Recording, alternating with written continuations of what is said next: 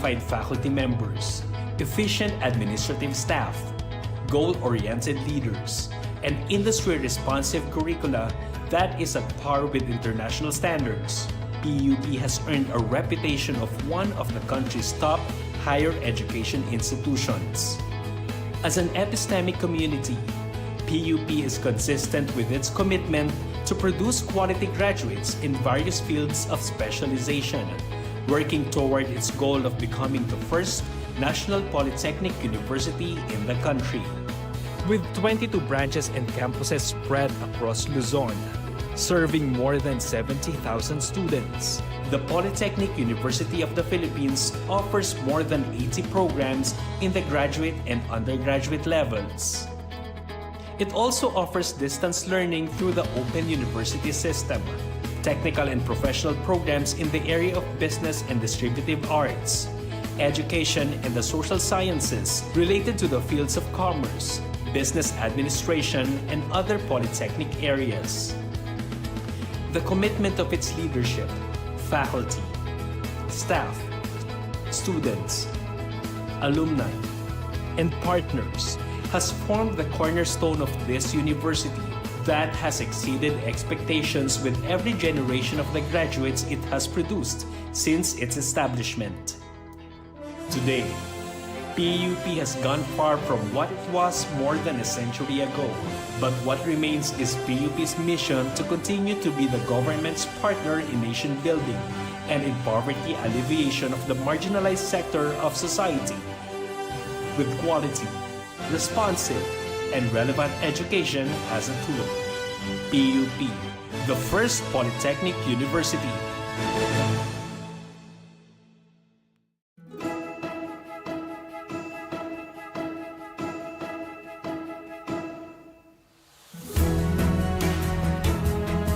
Workshop on scientific publication 12 September 2022.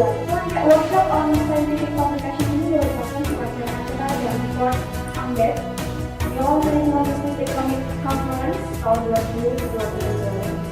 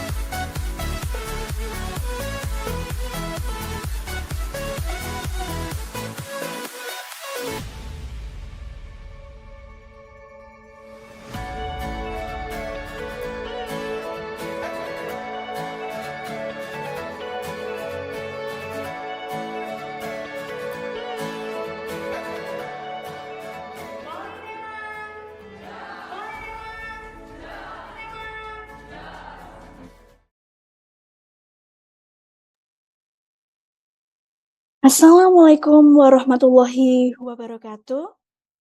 Good afternoon, everyone. Your Excellency, Director of Polytechnic Negeri Malang, Mr. Supriyatna Adiswitjo, STMT. Your Excellency, our keynote speakers, Professor Dr. Yusliza and Professor Joko Sigit Sayogo, and our moderator. Your Excellency, our co-host, and our journal partners. Your Excellency, our sponsor, Piranha Smart Center, and the Honorable all presenter and all my charming audience. Firstly, let's pray and thanks to our God, Allah Subhanahu wa Ta'ala, who has been giving us mercies and blessings so we can attend and gather in this event. Secondly, all prayers are presented to our Prophet Muhammad Sallallahu Alaihi Wasallam, the greatest leader who has guided us from the darkness to the brightness. Well, ladies and gentlemen, all the guests and audiences, I would like to say welcome to 5th Annual Management Business and Economic Conference 2023.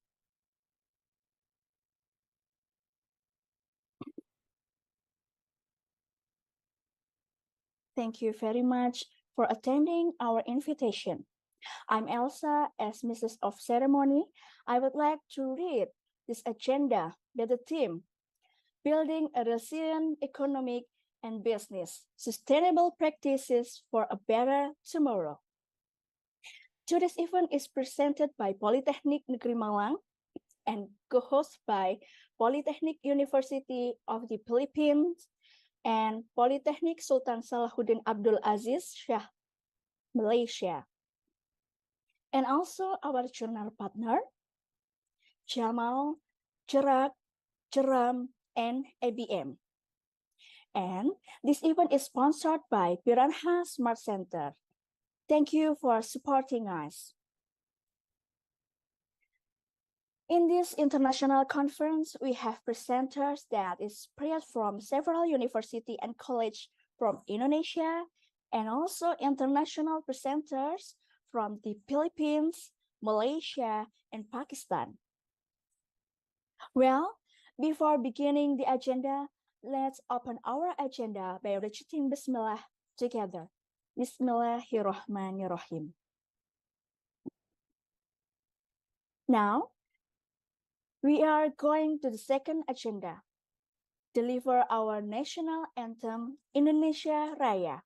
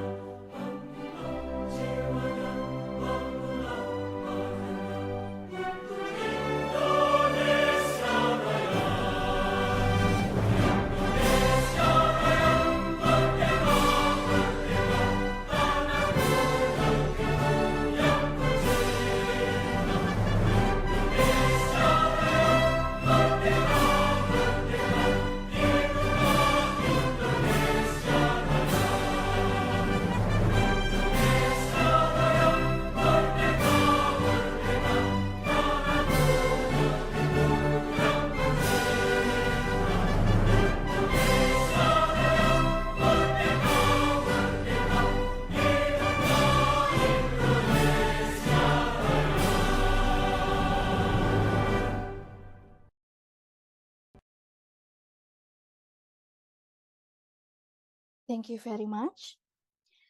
Next, we are pleased to invite the Director of Polytechnic Negeri Malang to deliver the welcome speech. Please welcome Mr. Supriyatna Adi Suwigno, STMT.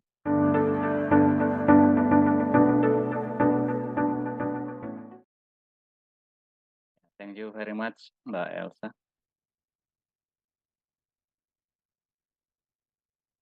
Good afternoon, ladies and gentlemen and dear colleagues. Welcome to the 5th Annual Management Business and Economic Conference with the themes Building a Resilient Economy and Business Sustainable Practices for a Better Tomorrow. It is with great pleasure that I stand before you today to inaugurate this prestigious event that brings together brilliant minds and visionaries from the world of business, management, and economics. In a world market by rapid change and uncertainty, our conference themes resonates more powerfully than ever. Building a resilient economy and business sustainable practices for a better tomorrow is not just a catchy phrase, it's a call to action. It's a recognition that the call decision we make today will have profound consequences for the world we leave behind for future generations. It underscores the vital importance of sustainability, resilience, and responsible leadership in shaping the course of our economies and businesses. Over the next few hours, we will delve into the most pressing issues facing our global economy and explore innovative strategies that will help us navigate the complexities of our times. Our discussion will revolve around topics such as sustainable business practices, ethical leadership, the role of technology in shaping industries, and the imperative of environmental and social responsibility. We will also examine the post-pandemic landscape and the lesson learned from recent challenges, highlighting the resilience and adaptability of individual and organization alike. Our program features an impressive lineup of renowned experts, though leaders and industry pioneers who will share their insights, experiences, and research findings. Through their presentation and discussion, we aim to not only enrich our understanding, but also inspire action and change. It is my hope that the connection made here and the ideas exchange will serve as a catalyst for transformative initiatives that promote sustainable growth and prosperity. In addition to our thought-provoking session, this conference provides a unique platform for networking and collaboration. I encourage each and every one of you to take full advantage of this opportunity to connect with peers, forge partnership, and engage in conversation that have the potential to shape the future of our economy and businesses. Before I conclude, I would like to extend my gratitude to our co-hosts, sponsors, organizing committee, and all those who have worked tirelessly behind the scene to make this event possible. Your dedication to advancing knowledge and fostering positive change is commendable. In closing, I invite you to immerse yourself in the conference proceedings, to ask bold questions, challenge existing paradigm, and above all, to envision a future where resilient economies and sustainable business practices are the norm. Together, Let us embark on our journey toward a better tomorrow, one characterized by prosperity, resilience, and deep commitment to the well-being of our planet and its inhabitants. Thank you for your attention, and may this conference be a source of inspiration and enlightenment for all of us. Let us begin our shared quest for a brighter and more sustainable future. Thank you very much. Thank you very much, Mr. Supriyatna. Yeah. Okay, now I would like to invite all participants to turn on camera to take a photo together. Okay, please take a picture. Keep smile and 3, 2, 1. Okay, next, once again, keep smile. 3, 2, 1.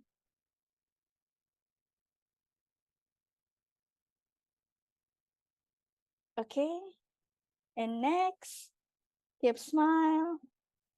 And the next layer, yeah. 3, 2, 1. Okay. Okay, the next layer. Please stay turn on camera and keep smile. 3, 2, 1.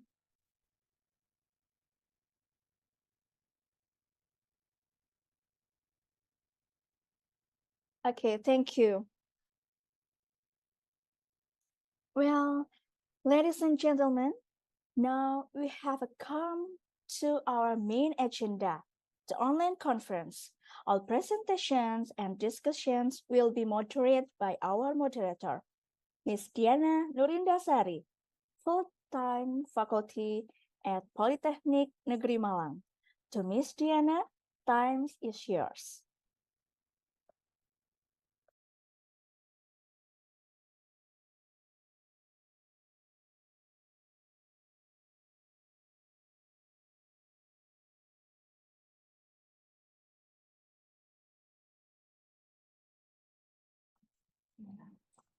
Okay, thank you so much for Miss Elsa.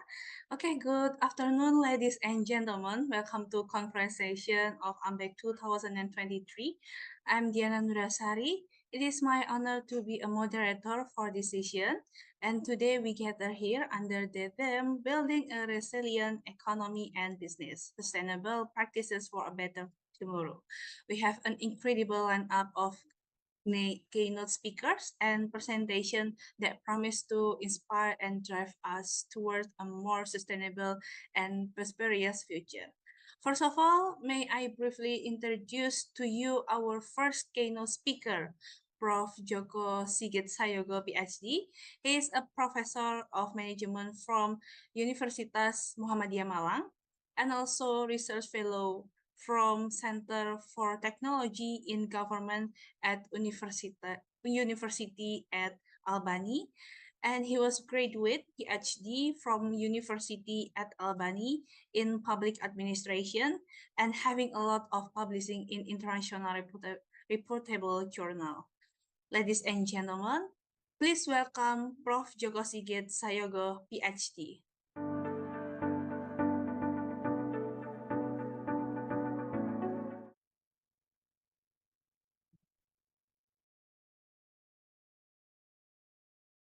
Thank you. All right, so Assalamualaikum warahmatullahi wabarakatuh. Alhamdulillahirabbil alamin wassalatu wassalam ala israfil anbiya'i wal mursalin wa ala alihi washabbihi ajmain amma ba'du. Good afternoon. First of all, I would like to extend my gratitude to those who are respected, the Director of Polytechnic Malang, Mr. Supriyatna Diswigno, all of those faculty members from the Polytechnic Malang, Polytechnic Malaysia, Polytechnic Philippines. Thank you so much for inviting me to share one of my interests regarding data innovation. So please allow me to share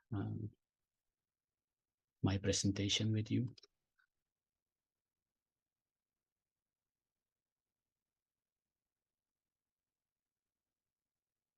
All right, so in today's talk, I would like to discuss briefly about how we could utilize data-driven innovation to create a resilient future. As Mr. Supriyatna already mentioned previously, that sustainability has become the key issue,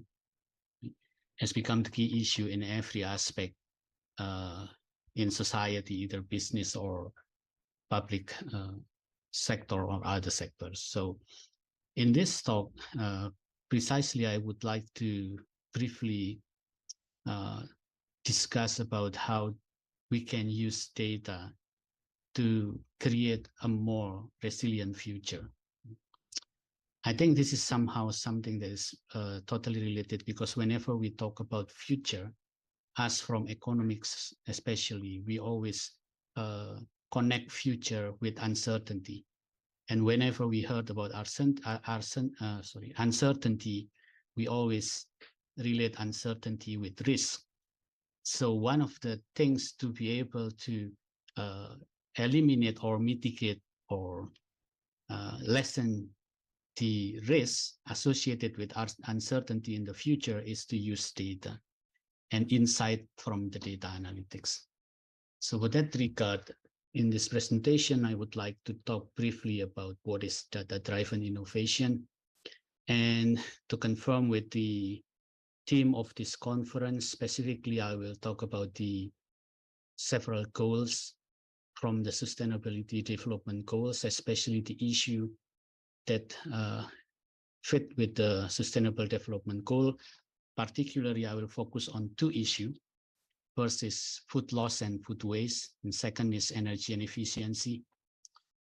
And then I will provide several innovation that is based on the existing research or based on my own research related with how to use data to enhance the achievement of sustainability by reducing food loss and food waste, or by reducing energy loss or energy waste.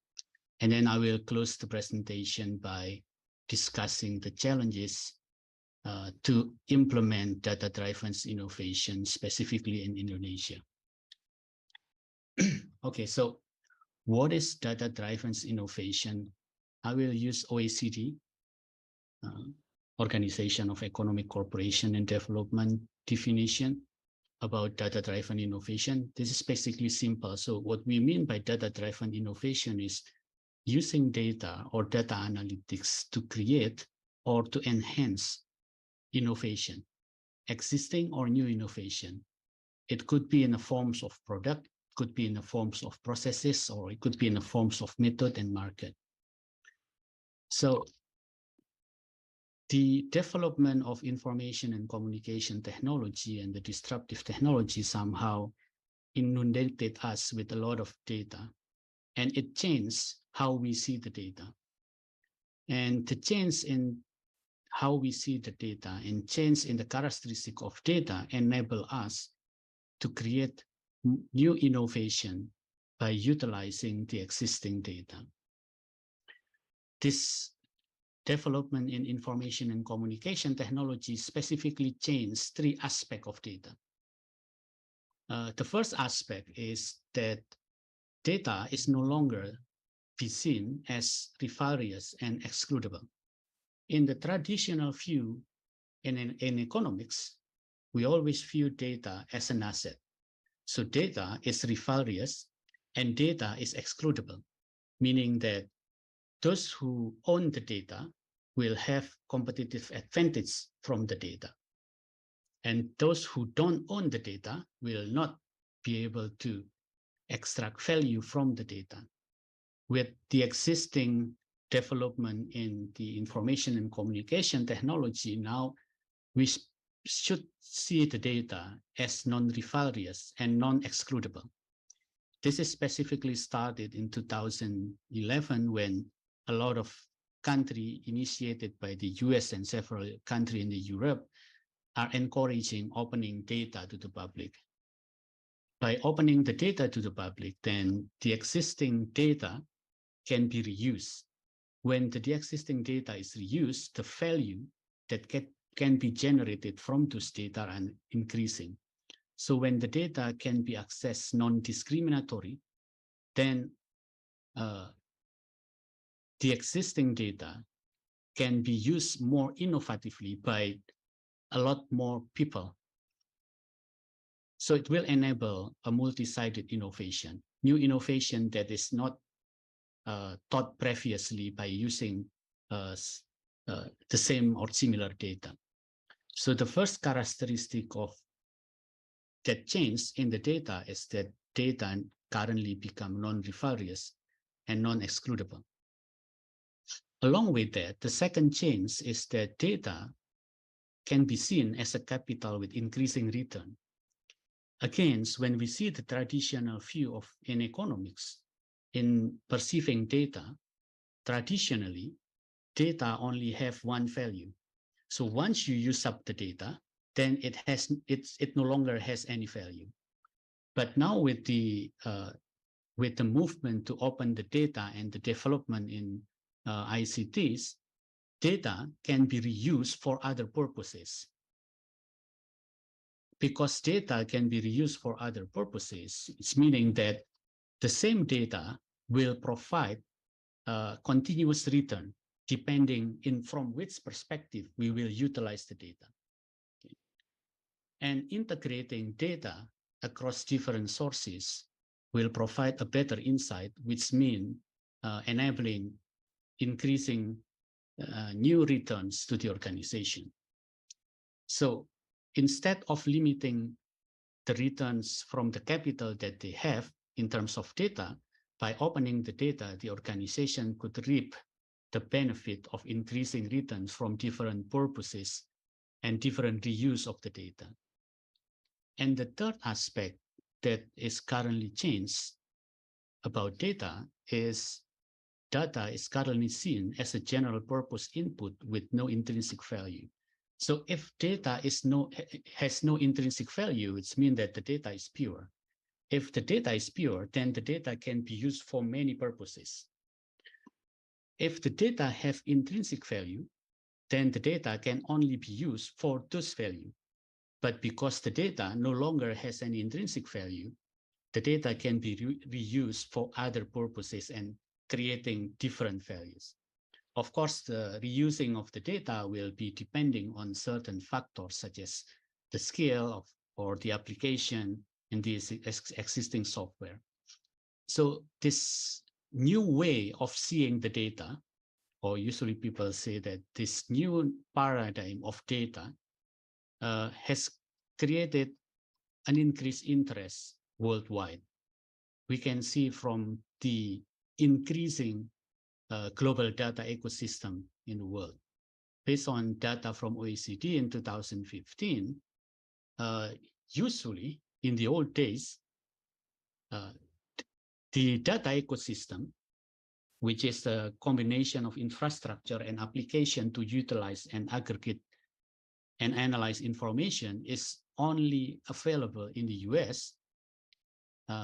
Recently, starting from 2015, if we can see the magnified part of the graph, since 2015, a lot more countries are creating data center, providing new data ecosystem, expanding the existing ecosystem. Countries like Russia, Japan, Netherlands, Australia, and we have one IND, unfortunately not Indonesia, that's India, or France, are increasingly creating new data center to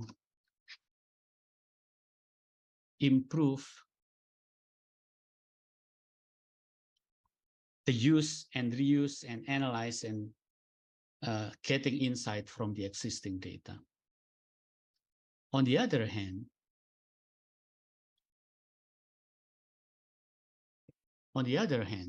this increased need to use the data and increased supply to create ecosystem for the data was not followed by the, or not yet followed by the increased employment for data specialists. If we see this graph from OECD, the employment for data specialists in a lot of countries are still under average. So I think the second speaker will talk more detail about the data specialist employment or other employment to create resilient future. So with the existing advancement in information and communication technology, the perspective of organization in seeing the data is changing, because there is a changed perspective in seeing the data. Data can now be used to increase and enlarge innovation to solve social issue. And I would like to specifically discuss two issues, which is related with sustainability. The first issue is energy loss and energy waste, which is related with the goals number 7, number 9, and number 11 from the SDGs. And the second issue is about food loss and food waste, which is related with the goal number 1, number 2, and number 12 in SDGs. And then I will show or demonstrate how data innovation, existing data innovation, could actually help in eliminating or reducing the energy loss and waste, or the food loss and waste. Before that, let's discuss more detail about what we mean by energy loss and waste, or food loss and food waste. So food loss is the loss of quality and quantity of food along the supply chains. There are several factors affecting why the food quality and quantity are lost during the movement of the product along the supply chains. And food waste is the food that is lost due to the wasteful consumption. So it's a food loss related to the upstream of the supply chains. Food waste is related to the downstream of the supply chains. So food waste happen mostly at the consumer level, while food loss happen mostly from the production to distribution. Research by Bapenas in 2001 identified 5 factors that is contributing to the food loss and food waste. The first one is bad handling practice.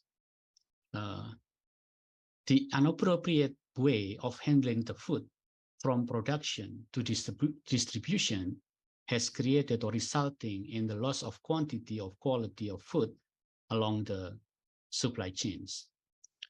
This is magnified by the inadequate storage currently exists in Indonesia. We don't have enough cold storage to actually preserve the food when the food is moving from the production to the distribution. Let me give you an example. I mean, if you go to southern part of Malang, we have a lot of beautiful beaches and a lot of fishermen. And those fishermen creating a lot of food loss when they move the fish from the sea, when they catch the fish, to the distribution. Because one of them is the bad handling practice. The fish mostly did not preserve in enough ice. So the fish that is moved from the beach to the city or to the nearest market becomes spoiled. Because the beach in Malang, southern part of Malang, to the capital of Malang, need about 2 hours travel in the hot weather. Then to be able to move the fish from the sea to the market in the capital, they need a good storage. But unfortunately, there is not enough cold storage. The transportation to move the fish is also not equipped with the cold storage. So we have a lot of food loss from the fish because the fish becomes spoiled. Okay. The third causes of food loss and food waste is lack of information and education.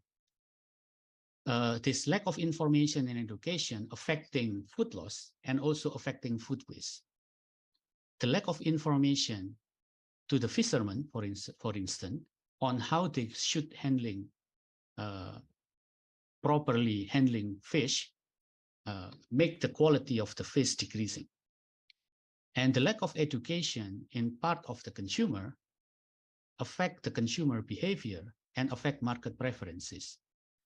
Because their market behavior and preferences changing, a lot of food that is supposed to be consumed efficiently become lost and it's become waste.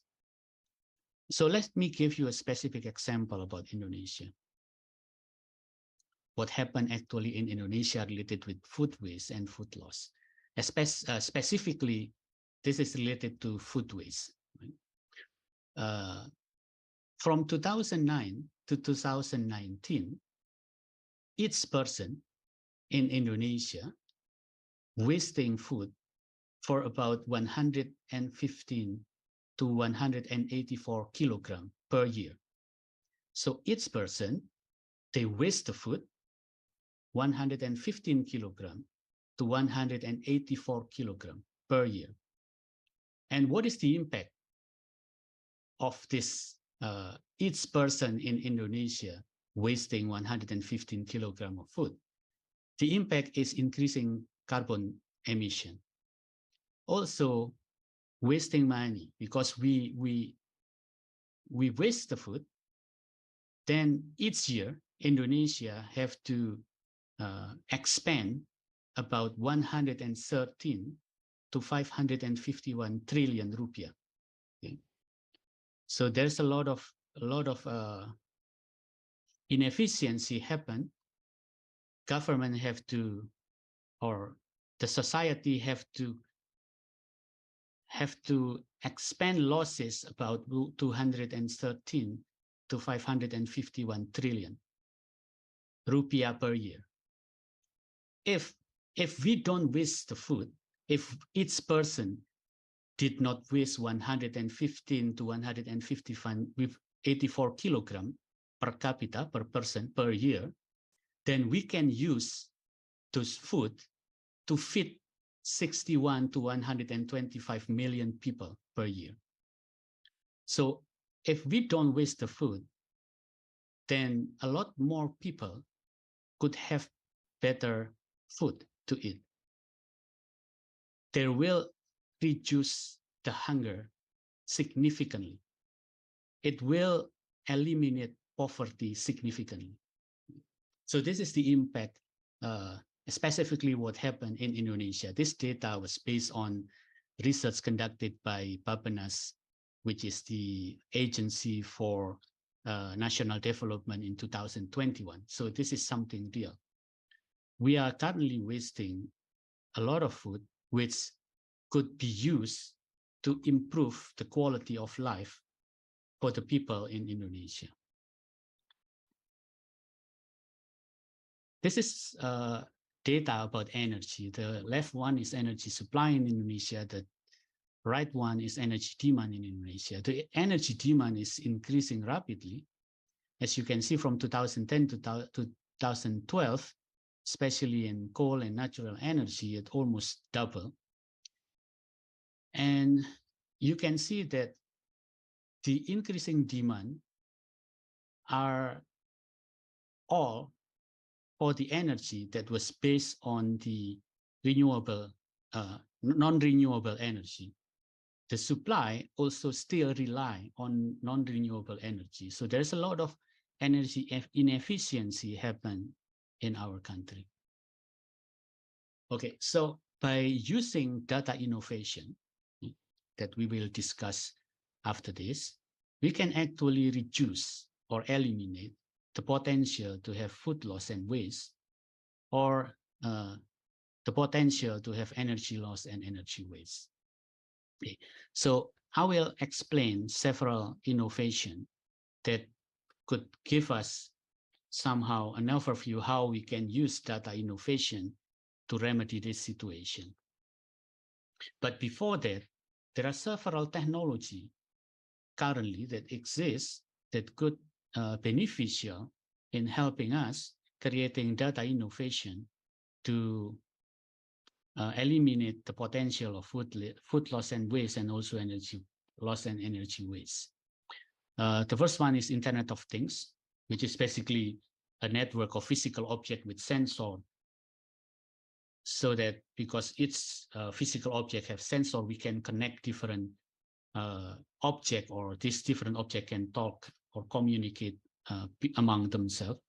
Smart label, real-time data tracking, data sharing and integration, insight data analytics, and artificial intelligence. Of course, when I talk about artificial intelligence, it's mean also the subset of artificial intelligence. I mean, it's related with the machine learning and also deep learning.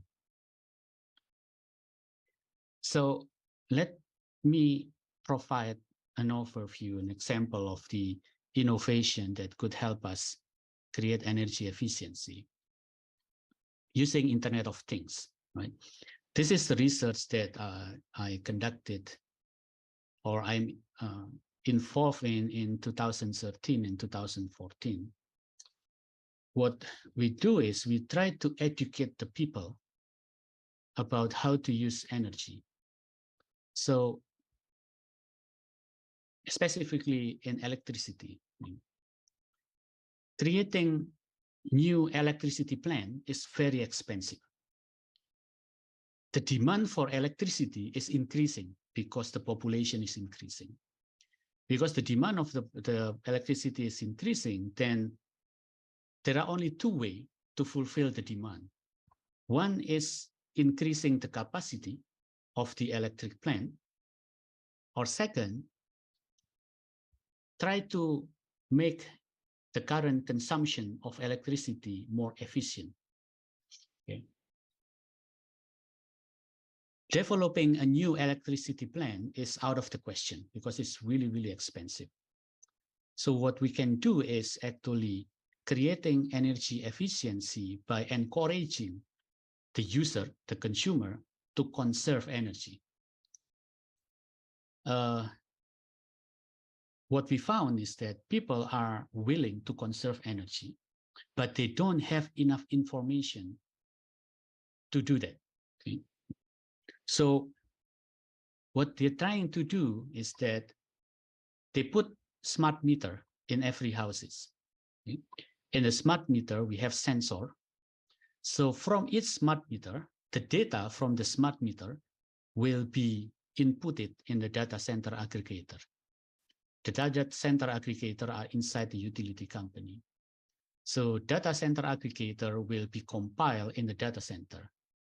Once the data is compiled in the data center, it will be verified. And then the data that already compiled and verified can be requested by the consumer. There are two models in which the consumer can request the data. Consumer can request the data directly.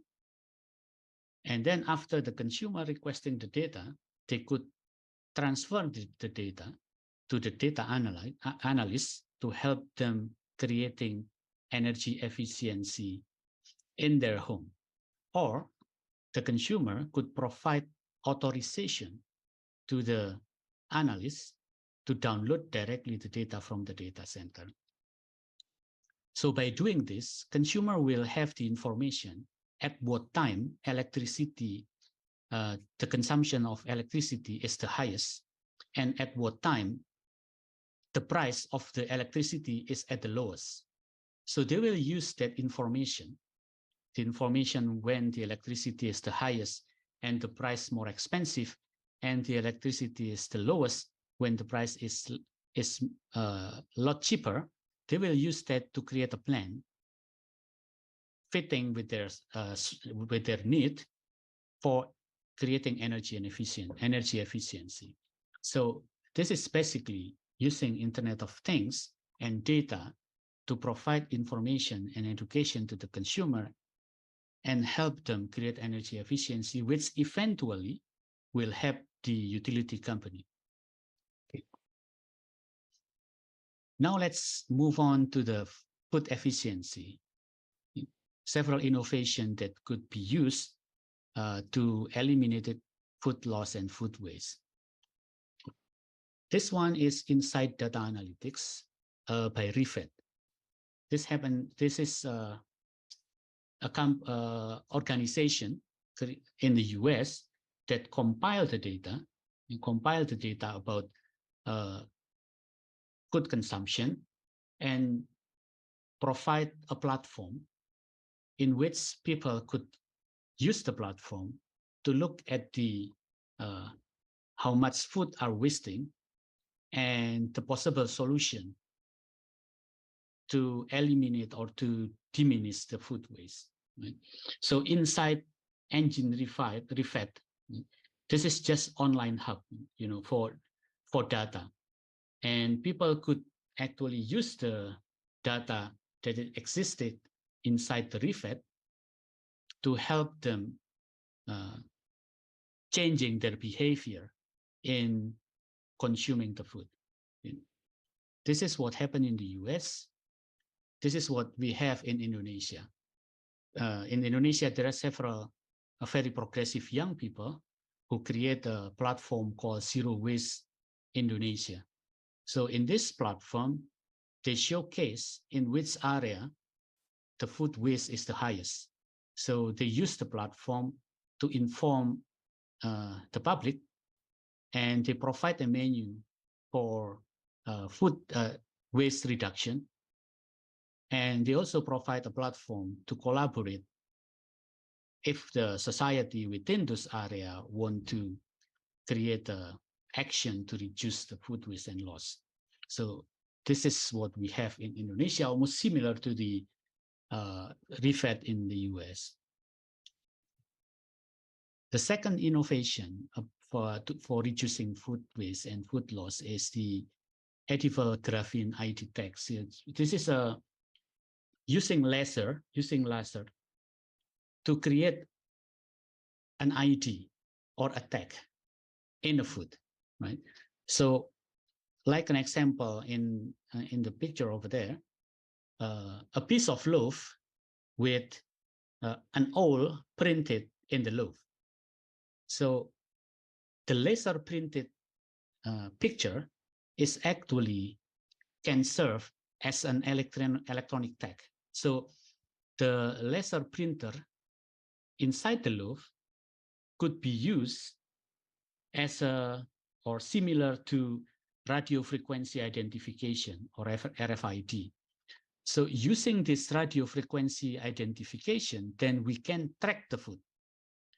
Because we can track the food, then we will be able to identify harmful pathogen or harmful virus or harmful bacteria in the food along the supply chains.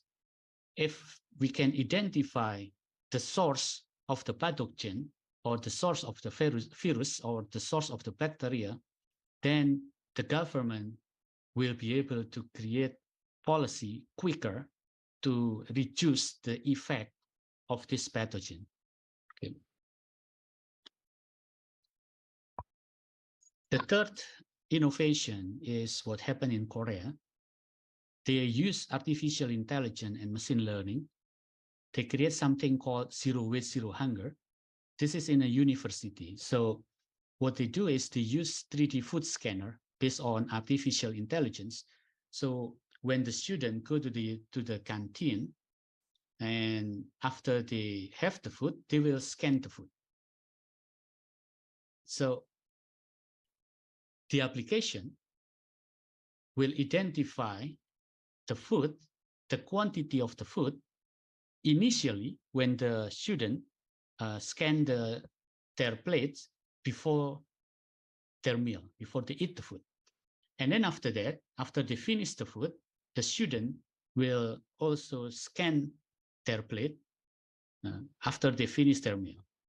So by comparing the data between before the meal and after the meal, then it will be able to identify how many food are not eaten, how many food are not eaten, how many food are remaining, what types of food are remaining, how much of those food are cost. By knowing what types of food are remaining, they will be able to identify the preferences of the student. By identifying the preferences of the student, they could adjust the menu for the next meal. Okay, so the next meal, they will not serve the types of food that are not popular with the student. By changing and keep changing the menu based on the preferences of the student, the amount of waste are reducing. Because the amount of waste are reducing, then the effect about carbon emission, also the money loss, or how many food that can be used to feed the hunger are decreasing. This is just another several innovation on food waste and food loss based on artificial intelligence and machine learning. This is the fifth one, innovation based on data to help us reduce food loss and food waste. This is the research that I'm involved in from 2015 to 2017. 2014 to 2017. We have a collaboration between researchers in Indonesia, US, and Mexico, Canada, and Germany. So what we're trying to do is we try to trace the product information using data network. By tracking the information using data network, we will be able to provide consumer with more information regarding the impact of their consumption. So when the consumer goes to the supermarket, they can use their mobile phone to scan the barcode, and by scanning the barcode, they will be able to identify the impact of their consumption. To be able to do that, what we do is we create some interoperable data architecture. So we assume that the data along the supply chains will follow the path of the food production, from producer to intermediaries to retailer and etc. And each organization in the supply chains will have their own databases. So if we can connect to these different databases, if these different databases can be connected, then we will be able to identify and follow the information back along the supply chains. The difficulty is connecting different databases because different organizations have different database. Different organization using different way to name and to tag the database. So to be able to create an interoperable data architecture, what we do is we create some special proprietary patches. We create new patches. So we create these patches to serve as intermediary between the database and the cloud. And this patches was based on the all compliant ontology. Because we have these patches, although each company have different name and different tag on their database, the end result, the most simple way to think about these patches is like a strain. So even though we have different things, because the filter is the same, then the end result, the information is the same. Because the information is the same, then we will be able to track the information. So this is also one of the data innovation that we can use to actually tracking about the consumer consumption and the impact of consumer consumption. If you are interested in this type of research, you can read some of my article and my colleague's article regarding this. So now that we can identify several innovation based on data that could actually useful to reduce food loss and food waste, and also to reduce energy loss and energy waste, how can we implement that in Indonesia? So the challenge to implement data-driven innovation in Indonesia, there are several things that we have to deal with first. The first one is data challenge. Data challenge in here refer to the accessibility and availability. Because to be able to create data-driven innovation, data should be available non-discriminatory, meaning that data should be available to anyone who want to use the data. Okay. So to be able to create a situation where data is non-discriminatory, data access is non-discriminatory, we will need a policy. In Indonesia, we just have the policy to govern the data. This policy has just been enacted on October 2022, so it's still very new. Okay. The second one is technology challenge. What we mean by technology challenge here is the compatibility of different standards in which the organization who will affect the supply chains are using.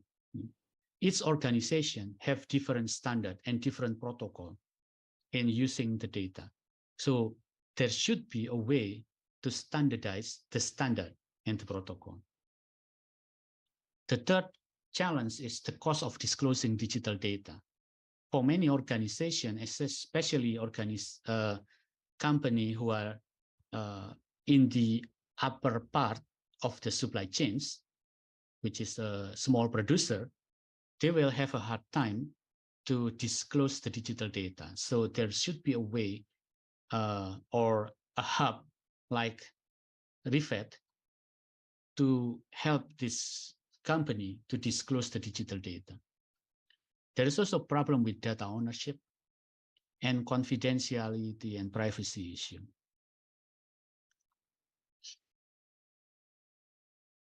The other challenge is balancing information policy. Like I previously mentioned, in Indonesia, the information policy that govern these types of data innovation is really, really new. So we need to have a balanced information policy that recognize the privacy and confidentiality in the first hand, but also recognize the economics potential on the other hand. So there's two types of privacy: economic privacy and also individual privacy. So we have to be able to balance between economic privacy and individual privacy. There is also an issue of ensuring data quality in terms of integrity, reliability, and security. And for us in economy, there is still a lot of research needed to understand the business model for database platform. If someone create a zero waste Indonesia, what would be the best business model so that this type of platform can be sustainable?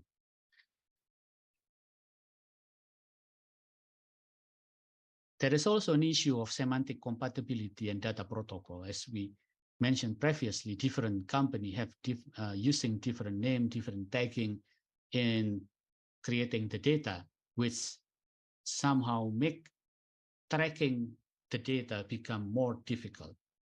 And the last one is the lack of data specialists. I think the issue with lack of data specialists relate with how we can train the human resource to actually enable them to innovate using data effectively.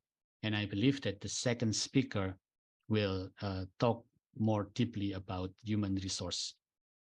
Hopefully also the data specialist related with data-driven innovation. I think that's all that I would like to share with you today. I would appreciate if you could give me constructive inputs or comment related with this issue. Thank you. Okay, thank you so much. Very interesting and insightful presentation.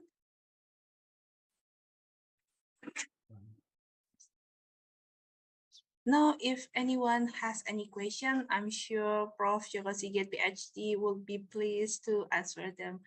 Okay, if participants have question for the keynote speaker, please type in on Zoom chat with follow name underscore occupation underscore institution and followed with the question. And don't forget, the committee will give the prize for top 5 best question. I'm sorry, Prof. Joko Sigit Sayogo, could you please to close your share screen? Okay, sorry. Okay, thank you so much. Okay.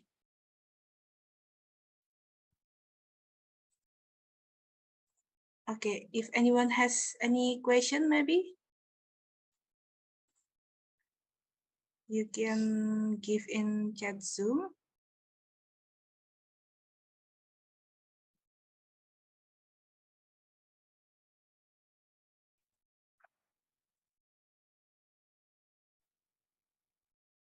Okay. Yep.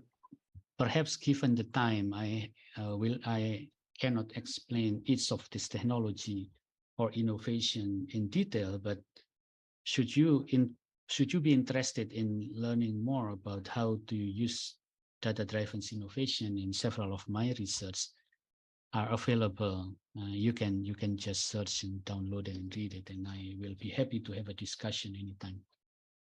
Okay, thank you so much for the information.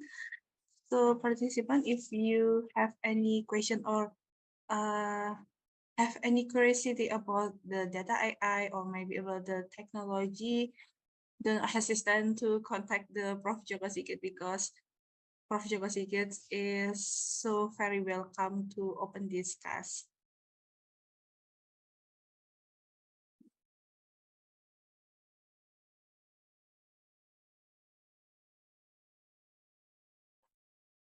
Okay, maybe for the start kicking for the question, it is so interesting topic for about the data-driven innovation. There's something I'm curious about, Prof.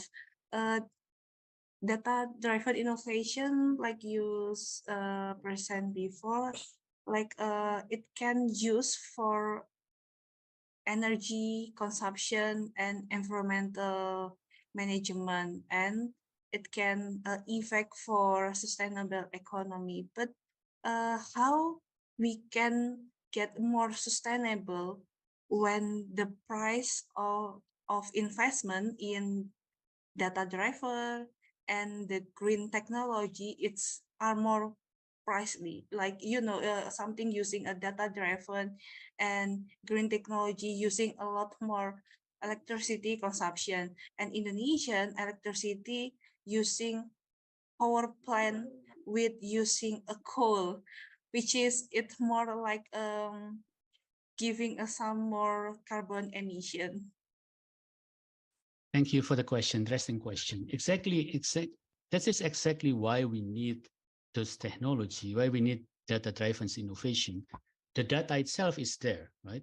I mean, maybe in Indonesia, we collect the data differently. In the US, they collect the data automatically using smart meter. We are not using smart meter, but I believe if I'm not mistaken, every month, someone will go and door to door to collect data about electricity, right? But those data was never given to us. And we don't know the price of the electricity. We only know the average price. The price of electricity is actually fluctuating. When it's also related to the supply and demand. When the demand is very high, then the price will be expensive. But when the demand is low, the price will be cheaper. As a person, in doing our daily life, in doing our activities daily, we don't use electricity consistently. At some point, we use a lot of electricity, but at other time, we will use less electricity. So if this kind of information was provided on to us as the owner of the data, then we can adjust our lifestyle so that our consumption of electricity will be decreasing.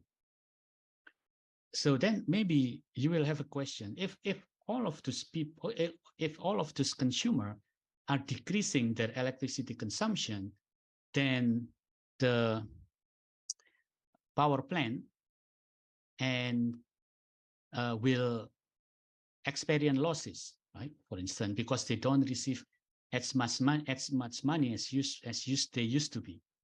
And the answer is no, because the capacity of electricity is limited, right? And electricity cannot be stored. Electricity has to be expanded. So when the demand is low, then some of the electricity will lose. But when the demand is high, often the capacity is not enough to supply the electricity. If the power plant want to create new power plant, it will be very, very expensive. Because it's very, very expensive, then it is not economically feasible to building new power plant. However, if the consumer adjusts their behavior, then the power plant could use the existing capacity of electricity wisely. They could manage it more easier, so they could also achieve cost efficiency. Government will also receive benefit when the consumption of electricity is lower, because in Indonesia currently, we were subsidized to use electricity.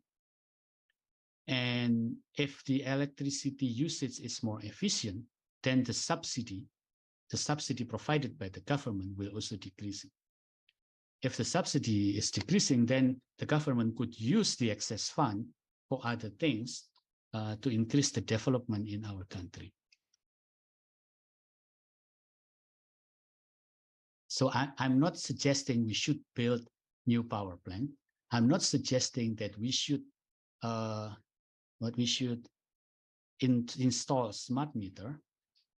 Maybe not in the near future, but it could be a possibility. But what I'm suggesting is providing data back to the consumer about their electricity consumption could actually help consumer adjust their behavior to become more sustainable. Okay, thank you so much for insightful answer, Prof. Joko Sigit. And now there's a several question in chat Zoom. I see three question from participant. Okay, there's a question first from Santi as a student Polynema. The question is, how can data-driven innovation play a pivotal role in identifying, quantifying, and mitigating food loss and food waste across various stages of the global food supply chain, so that enhancing sustainability and reducing the impact on the environment? Okay, thank you, Claudia Santi. So very interesting question again. How can we use data-driven innovation in identifying, quantifying, mitigating food loss and food waste? So as I mentioned previously, these are two different stages. Food loss is from the producer to distribution. Food waste is on consumer behavior. So for the food loss, several technologies such as smart label are really helpful in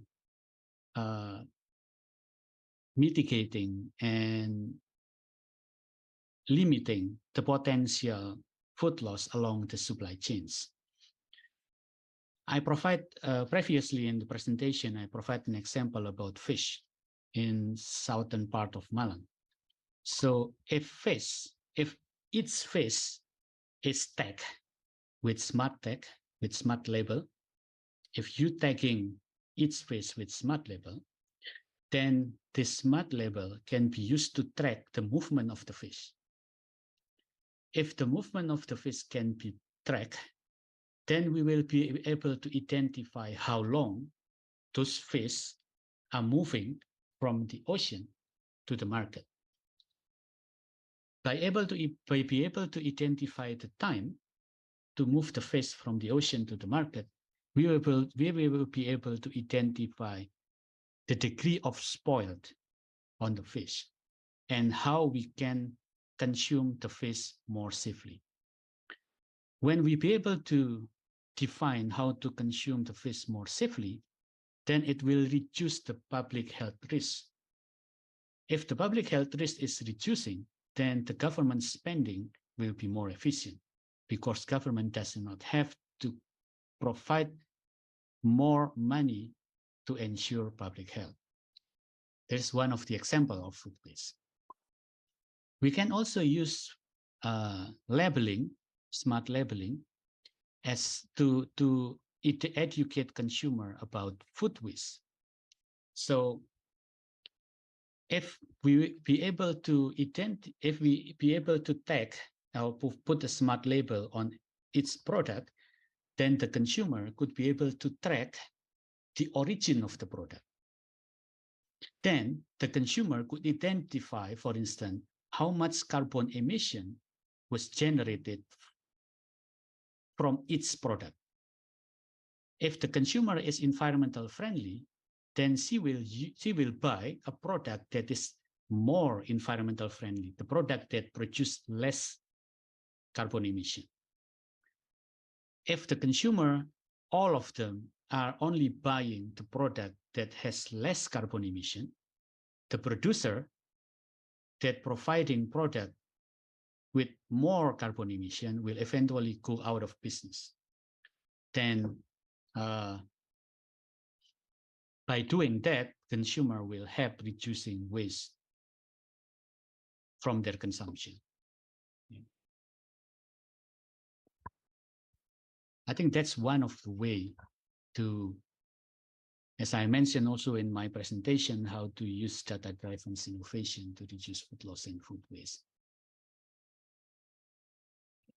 Okay, Clauris Santi, maybe there's any feedback or more question? Okay, while we waiting for Clauris Santi. Okay, thank you so much. Okay, is there any question? Okay, the next question from Angela.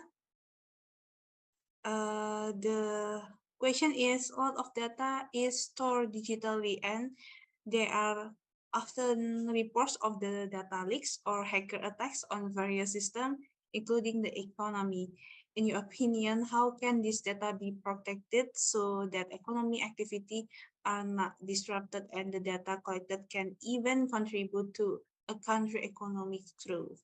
Thank you, Professor. Thank you, Angela. So you are correct. As I also mentioned in my presentation, one of the biggest challenges is security. Privacy, confidentiality, and security of the data become one of the major challenges in flourishing the data-driven innovation or in using data-driven innovation to support public policy. So how can this data be protected? Indonesia currently already engaged in the first initial step in protecting the data, which is enacting a policy to protect private data. This policy to protect private data was initiated in October 2022, right? So creating a policy and government regulation to protect the data is one of the initial steps to ensure that the data are protected so that we will be able to use the data innovatively to solve societal problem. Okay. Okay, Angela.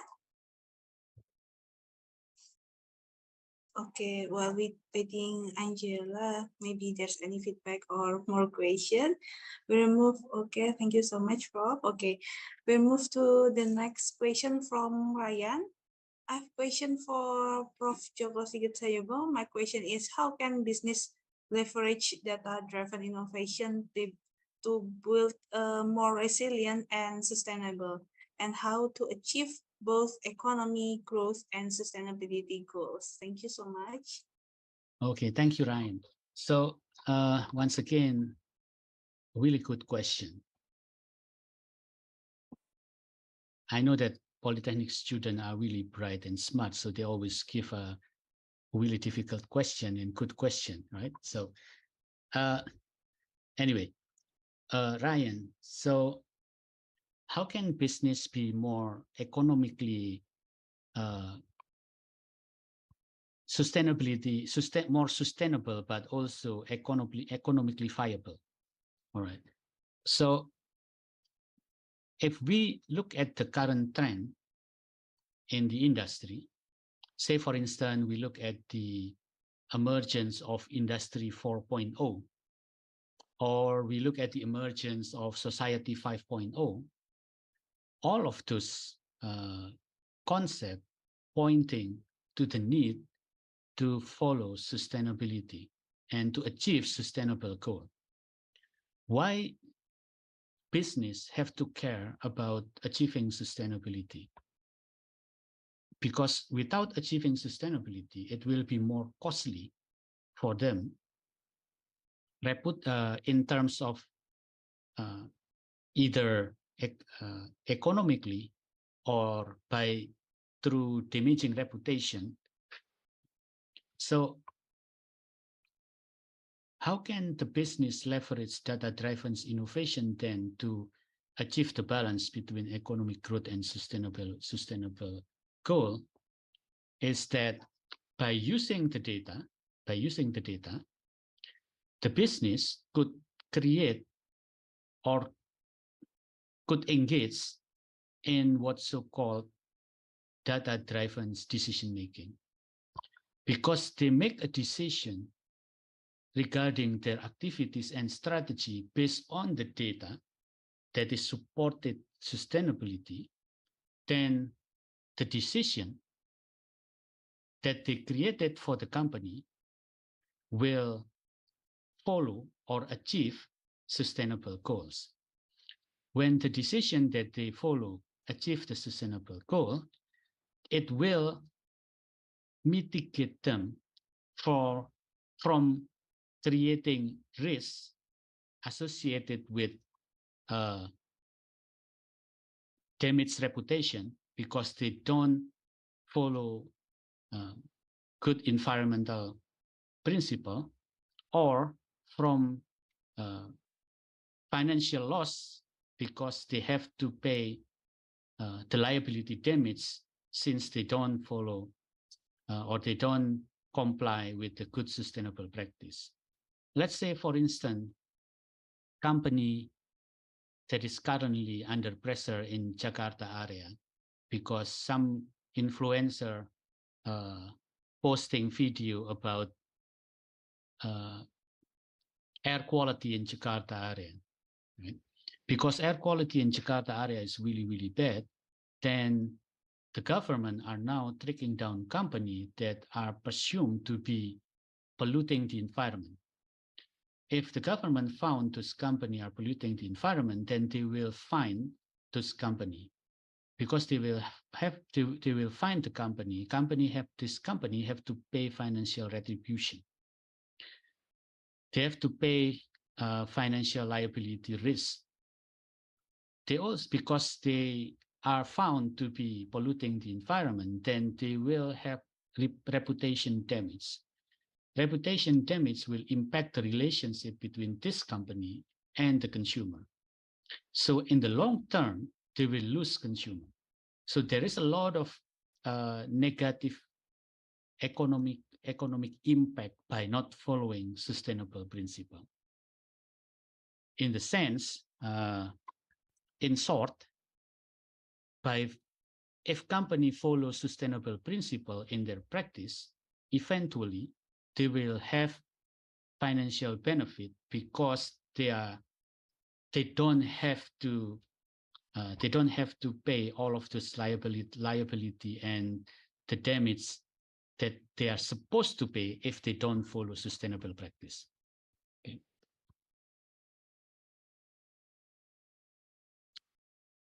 Okay, thank you so much for the answer, Prof. Joko Sigit.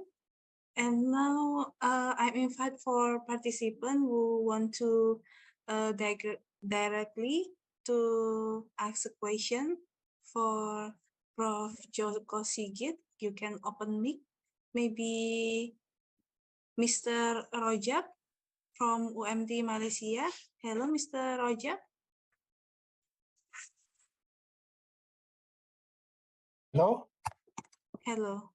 Hello, Mr. Rojab. Maybe you can directly to ask a question for Professor Joko Sigit. Yes. Thank you very much, Sis Diana. Thank you very much for Prof. Joko Sigit Sayogo. Excuse me, Prof. Please provide information on how our community Indonesia can collect the desired data. That is the first question. And the second question, please provide information, Prof. What are the Indonesian government's policies related to reducing food loss and waste and energy loss and waste, and what can we suggest to the Indonesian governments? Thank you. Thank you, Mr. Rojab. Thank you for a very excellent question. So the first question is, how can the community in Indonesia collect the data? So as I mentioned previously, in example, in my answer to the question from Diana Nurin, that there might be differences in data collection process, what happened in the developed country and developing countries such as Indonesia. But eventually, we can collect the same data. For instance, the US, as I mentioned previously, use smart meter to collect electricity data. Indonesia currently, they do the same thing, not through smart meter, but Indonesia doing something more expensive by assigning people to go house to house to collect the data.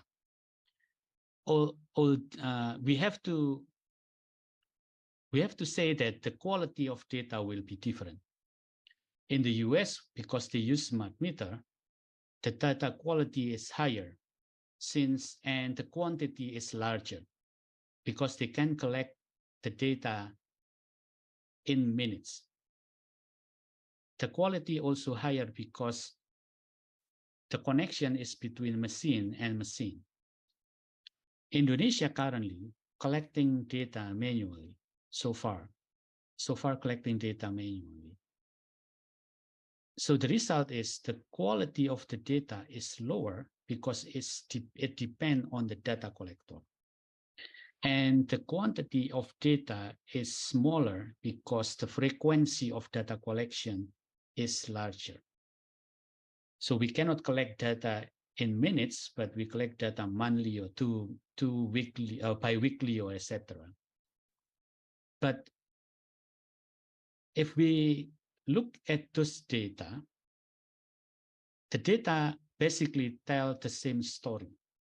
So the essence of the data is similar.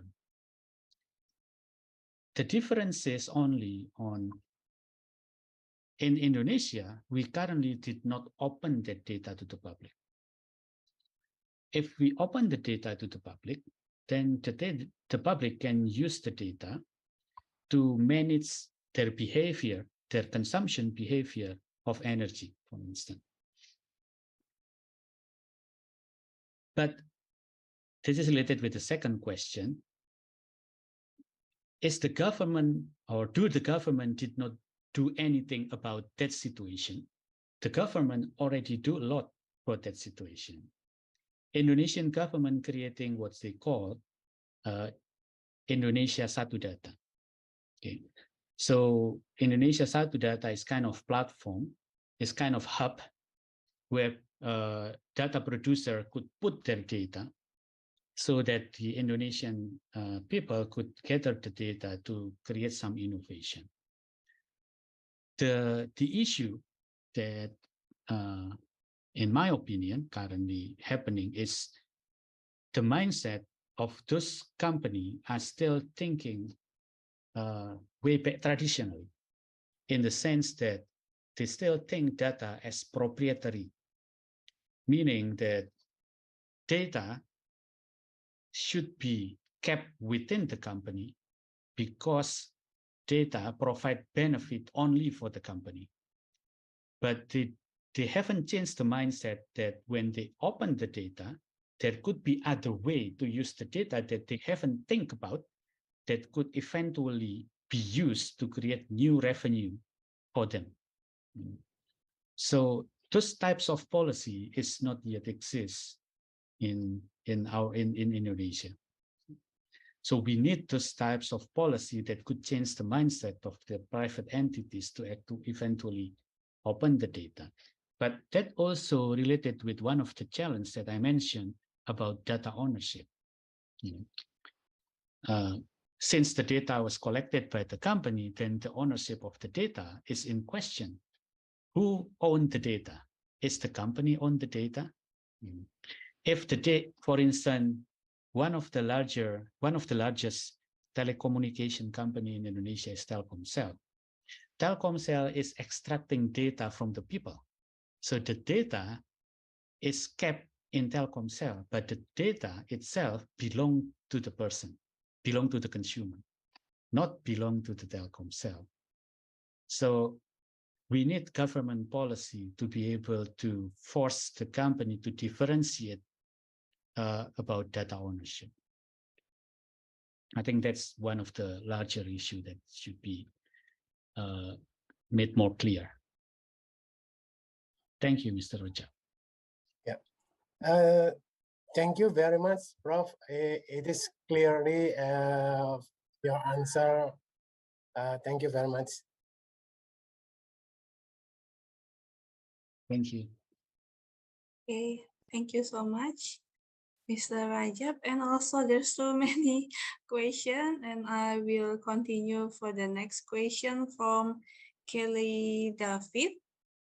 Maybe Kelly David want to join in directly to Prof. Joko Sigit. Kelly David. Yeah, okay, thank you. Actually, my question is one, and it goes to directly to Mr. Joko.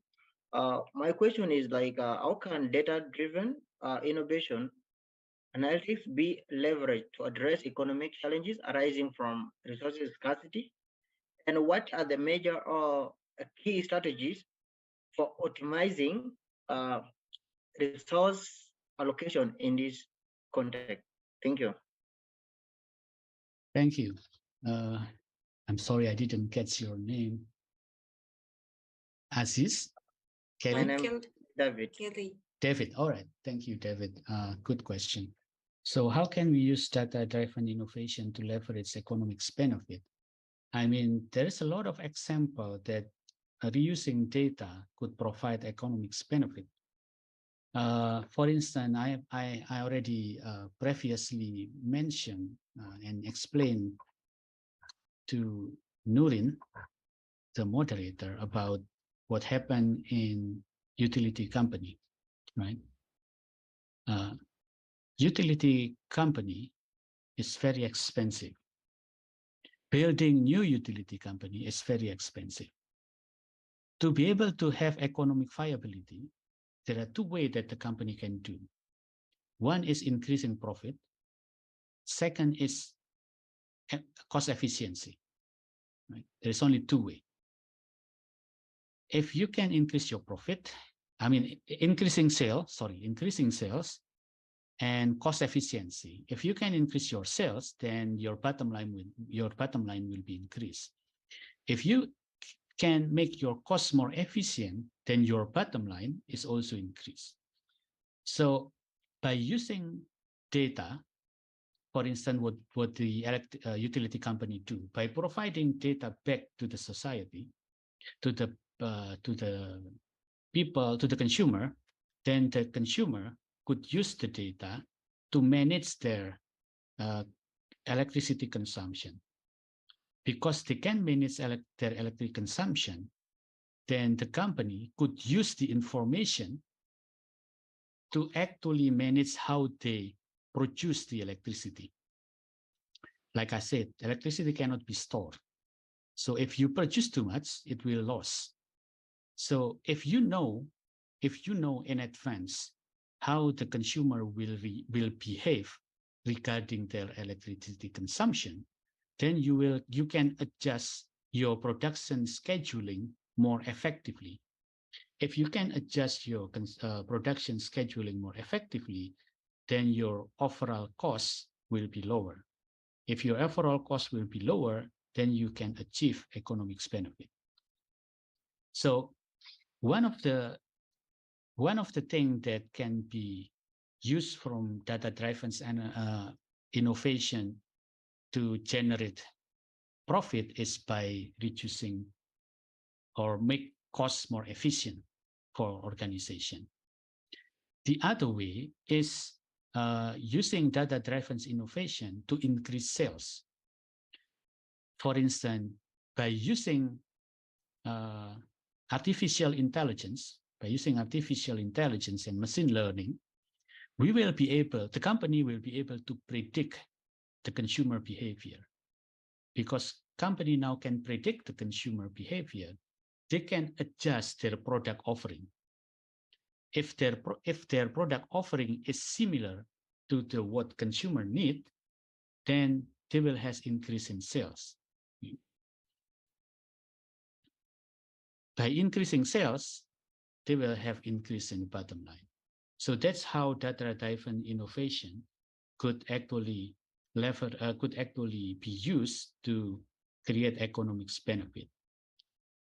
It could be help them making costs more efficient, but also will help them increasing sales.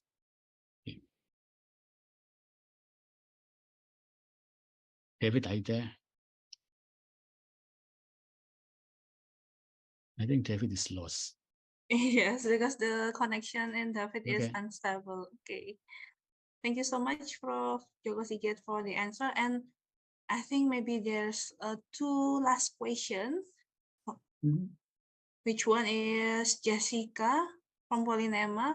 And the question is, what emerging technologies such as like AI and machine learning, like in the case in Korea, and are playing an important role in developing data-driven innovation for resilience, and what's the risks connected with them? Okay, thank you. So the example that I provide, thank you, Jessica. The example that I provide about Korea is that because they scan the food that they consume, before they consume it and after they consume it, then there is a lot of benefit. First, they will know how much waste are left over after the consumption, because they will now know how much waste are left over, they will be able, the canteen now will be able to create better planning in producing the food for the following days. They could have better menu plan. They will be able to identify which types of food are more preferable to the student, which type of food are less preferable. Because now they will be able to identify which one is more preferable, then they can adjust their production only on the food that are preferable. Because they only produce those that are preferable, then at the end of the day, this food will be gone. The student will buy the food because it's fit with their preference, and they will eat the food and finish eating the food without any leftover because it is fit with their preference. So it's a win-win solution. For the canteen, they no longer have to suffer the cost of leftover food, because if the food is left over, then they have to throw away the food. If they have to throw away the food, the cost of the food that is thrown away will be deducted from the profit. On the other hand, because now the student eat everything they put in the plate and there is no waste, then it is beneficial to the environment, because less organic waste means less carbon emission. So what are the risks connected to them? Yeah, several innovation based on AI and machine learning have risks, especially security risks. Maybe, for instance, in the case that I mentioned in Busan, Korea, regarding zero hunger and zero waste, I mean, there always risks that the data that are stored in the canteen database or university database will be breached or stolen. So data security is still a major issue. But luckily, the data itself is not personal data. There is no identity related with the data.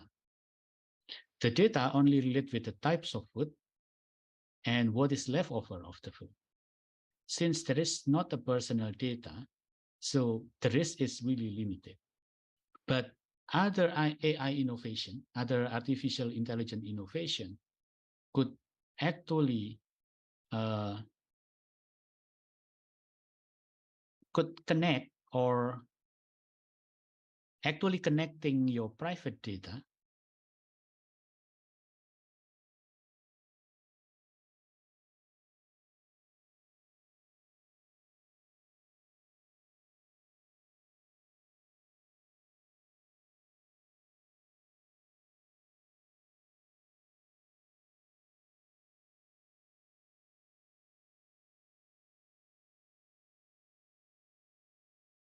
I mentioned previously, there are three ways. First is the policy. Yeah. Second is technical. And the third one is organizational. So there should be a government policy that and the second one is the organizational behavior, change the organization and how the organization perceive data. And the easiest one is the technical aspect, creating firewall and etc. So by combining between the policy, the organization, and the technology, the technical, then we can better protect the data.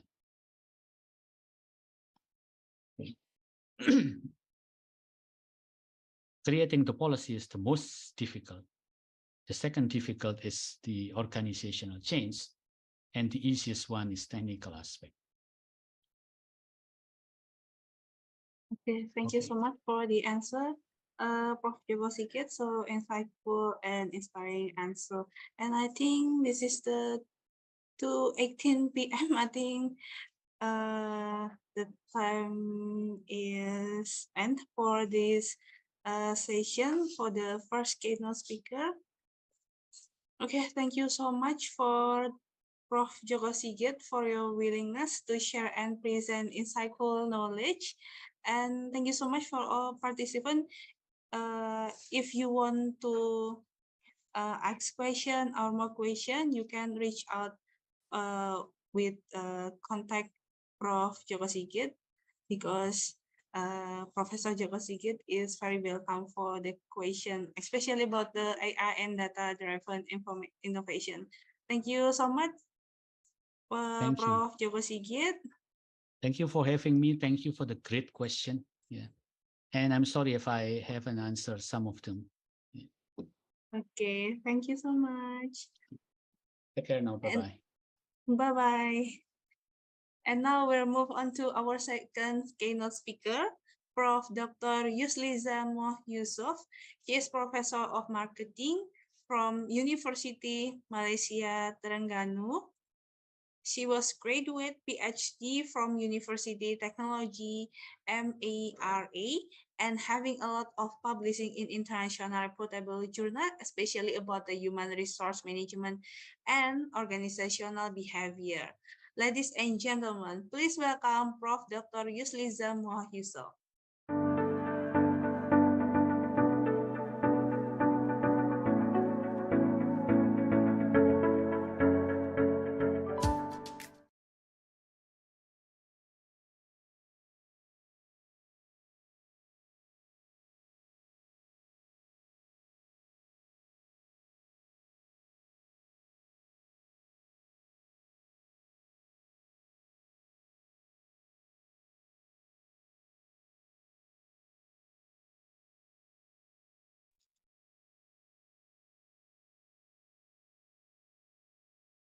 I'm sorry, Professor Yusliza. Seems like you're in mute.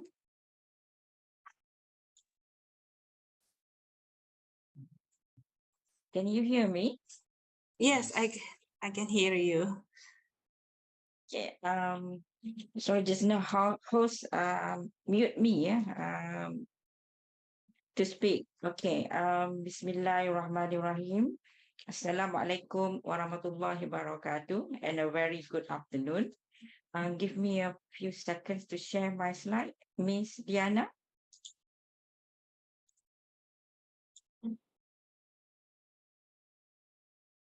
Okay, can you see my slide? Yes, we can see your slide. Okay. Thank you so much, Miss Diana Nurid Rasari. Yeah? Okay, Miss Diana, to make it short, okay, for your brief introduction about me. It is an honor for me to join all of you at the 5th Annual Management Business and Economics Conference, 5th AMBEC 2023. First and foremost, I would like to express my sincere and heartfelt gratitude to everyone who has taken the time to be here today to join us in a very important conference, which is hot topic related to resilient economy and also sustainability. Okay, congratulations to State Polytechnic Negeri Malang convening this conference, and thank you for inviting me. So I am happy to share my experience. So I'm also would like to hear from all of you with regards to what you are having to learn each other. So I'm going to share with you on the topic of sustainable human resource management and organizational resilience, implications for sustainability. And of course, this is really is quite timely and relevant to the theme of the conference today, which is building a resilient economy and business, sustainable practices for a better tomorrow. Okay, I have given 3 topics by the conference organizer, which is in front here. I will share with you one by one, okay, by dividing several slides to the 3 different topics. So let's go with the first topic today, which is related to what is the role of human resources in building a resilient economy and business by implementing sustainable practices.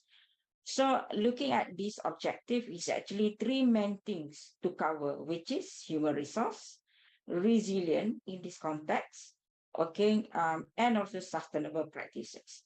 So let me try to focus one by one to make it, we try to benefit whatever we can share each other today.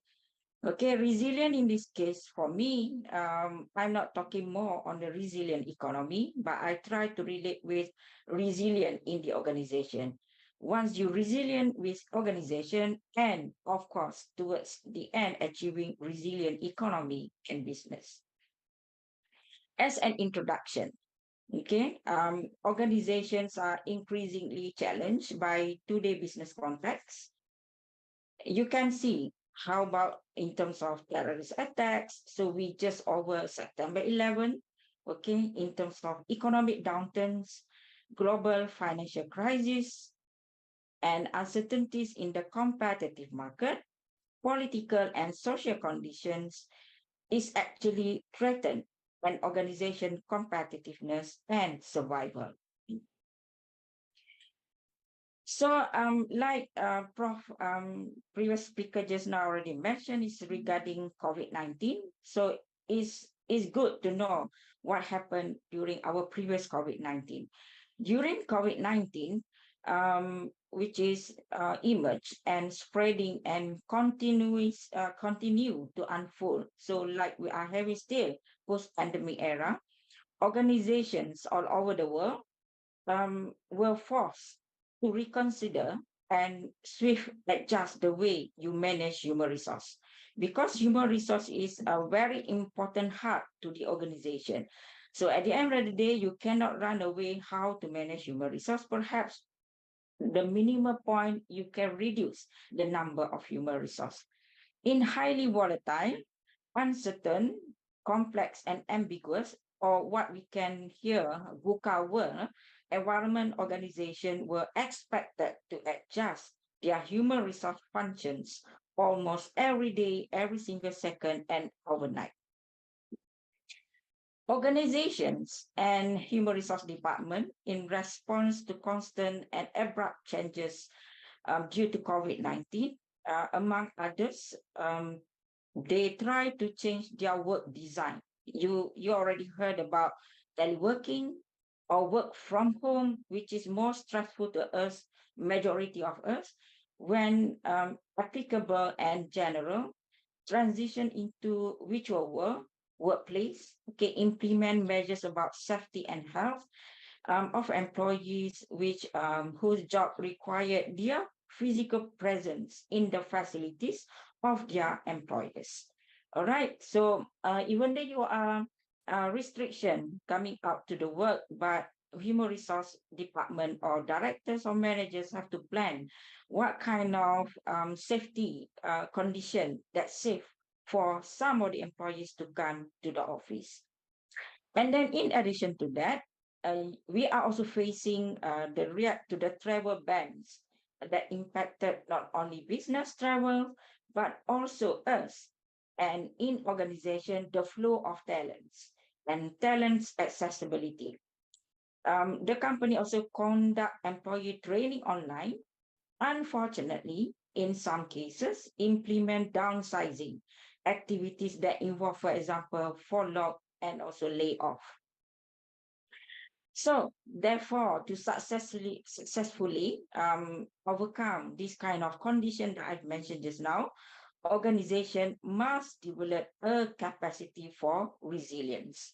Okay, resilient in this context, organization aspect, because I'm the area of human resource management, which is on sustainable perspective related to resilience, and also I'm not going to discuss further on resilient economy.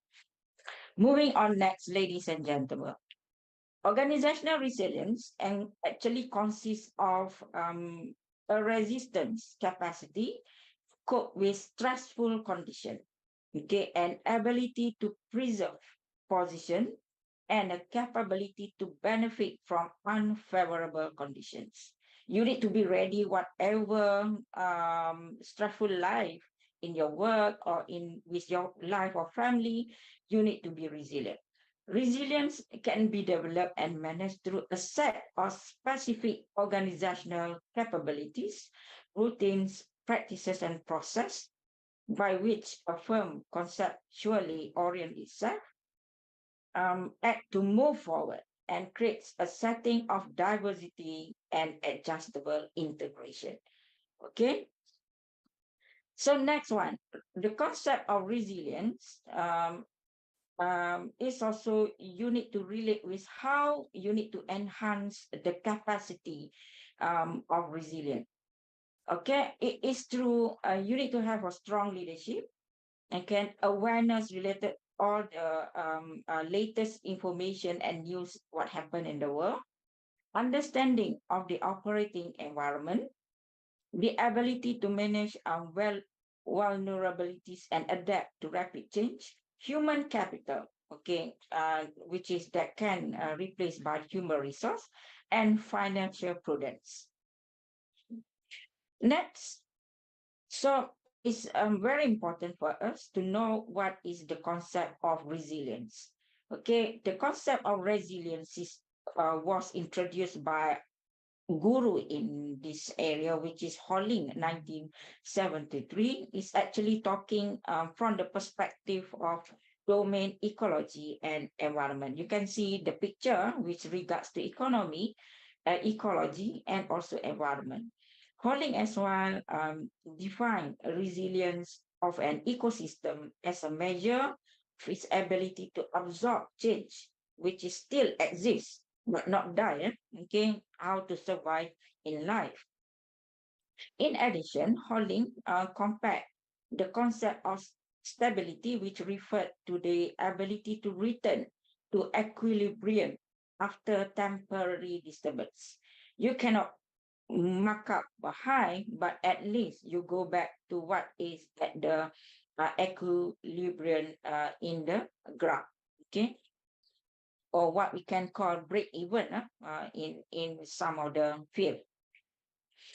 More recently, the concept of resilience attracted the attention of management scholars.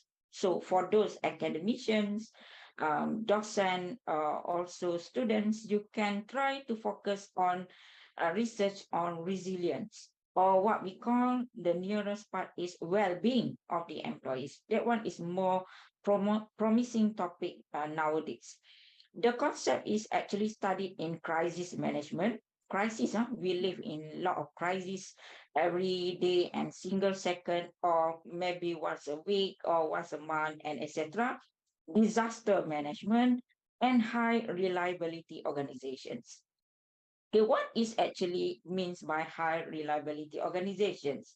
So this I can relate with one of my S3 student, which is example of high reliability organization. For example, given Federal Aviation Administrative Air Traffic Control System, aircraft carriers, nuclear power plant, and also NASA. That one is some of the example of high reliability organizations. Then, in terms of organizational resilience, you cannot run away from these three dimensions. The first one, robust.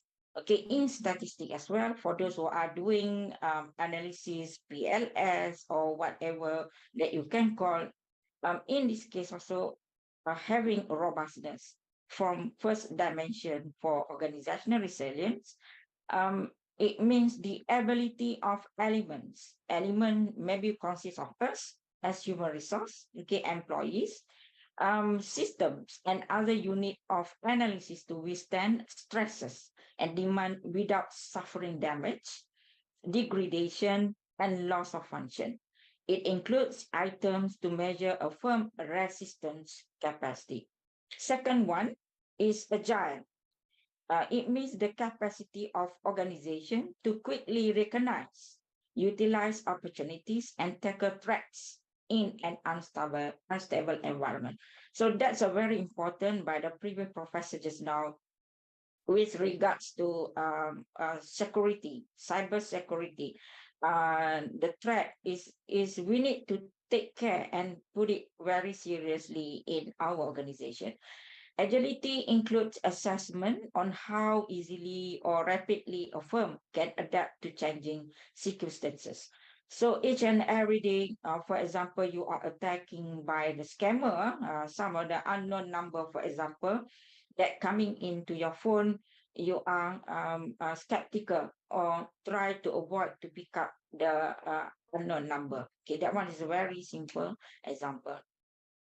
Integrity now is very important when you are talking about ethics or whatever related to integrity, with it measure the cohesion of an organization employees when faced with unfavorable circumstances.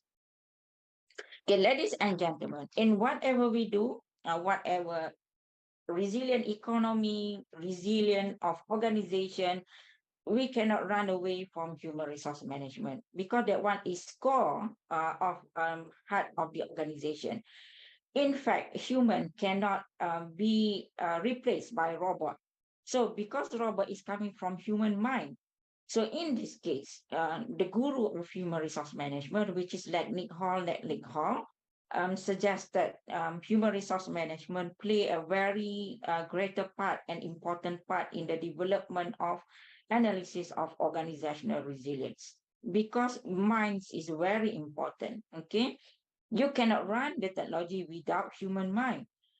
Okay, apart from that, effort to focus on human resource management as part of organizational resilience analysis. To achieve organizational resilience, a firm human resource system should develop individuals' knowledge, skills, and abilities to provide organizational capabilities and routines. The HRM system that keep individuals in the core of an organization is aligned to corporate strategy and consider environmental challenge. So whatever you do, you need to tie with KPI of your firms or organization. So in this case, therefore, it should contribute to organizational resilient development. Ladies and gentlemen, then just now we are talking about the broader aspect of economic resilience, and then we move backwards, one step backward, which is organizational resilience. So now very important for us to know what is our employee resilience. Employee resilience is defined as behavioral capability of employees to ensure continual adaptation and flourish work in both normal and challenging circumstances.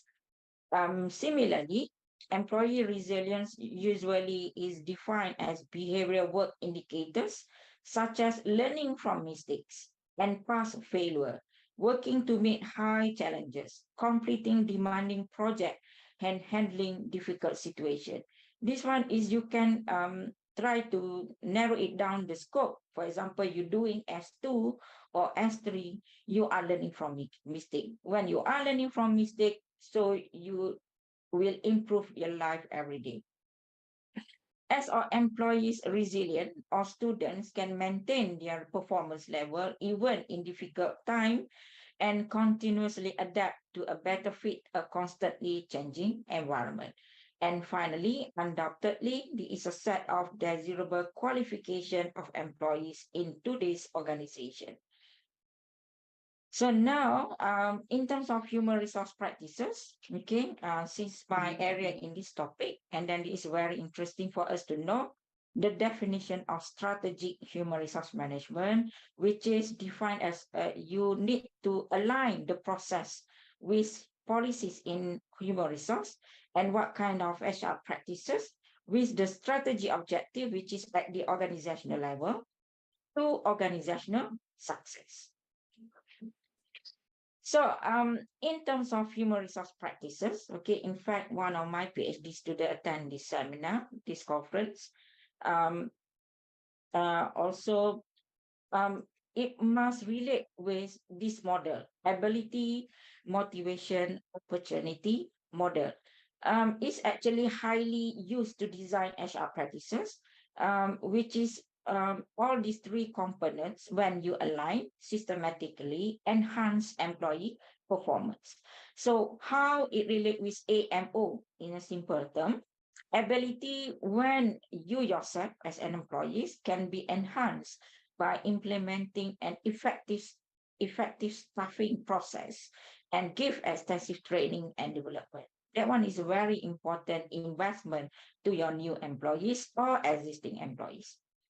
Secondly, motivation of the employees, you can enhance through you giving compensation, you can give rewards or formal performance appraisal practices, which are a performance-driven approach.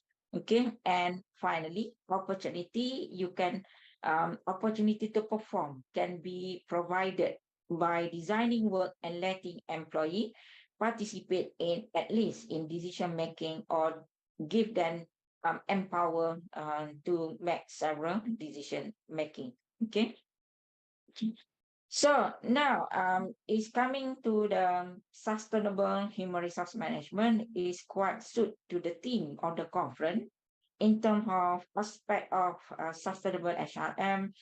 Nowadays become increasingly important for organization owing to the enhanced global awareness of sustainable development.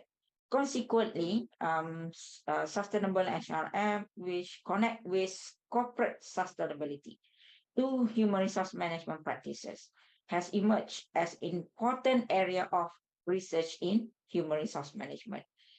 The most common conceptualization of sustainable HRM, it normally relate with triple bottom line sustainability, and this aspect try to marry with human resource management on broader range of outcomes, including financial, the triple bottom line, environmental and human and social outcomes. However, okay, when you are trying to introduce new term or whatever technology in your company, for example, it also coming with the package. Okay, some of the employees you will having undesirable outcome as the focus of triple bottom line require employees to do more job, okay, to accept more responsibility while fulfilling in existing roles that require incompatible behavior, because some of the employees are resist to change. Okay. For example, employees often find that they do not have time, energy, or resources to adequately meet all the three aspects. Maybe some of you are live in your own comfort zone.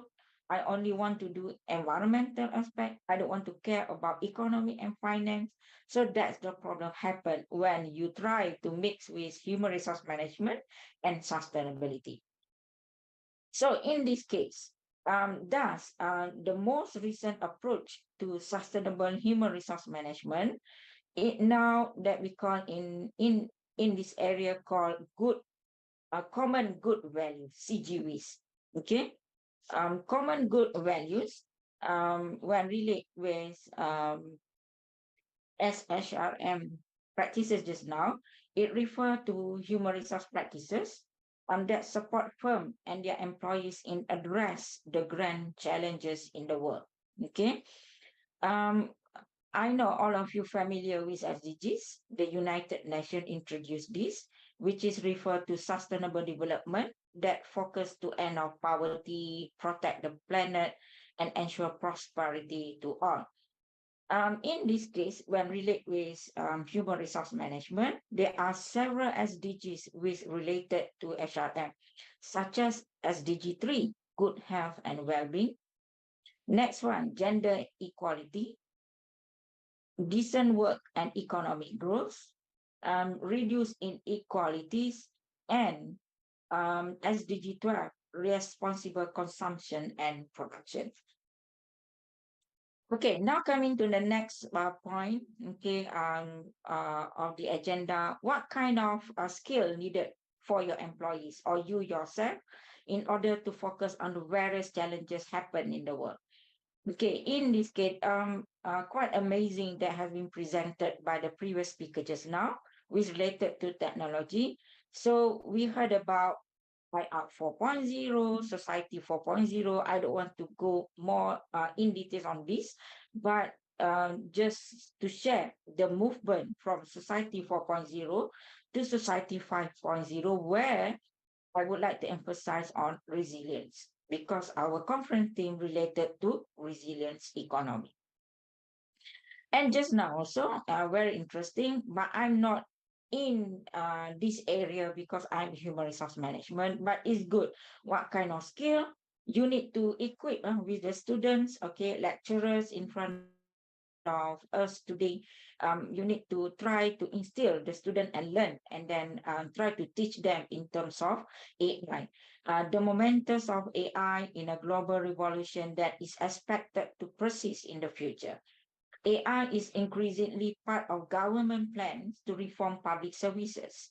AI is being used with the goal of improving efficiency in delivering of services, ensuring fairer access to services, and enhancing citizen experience of services.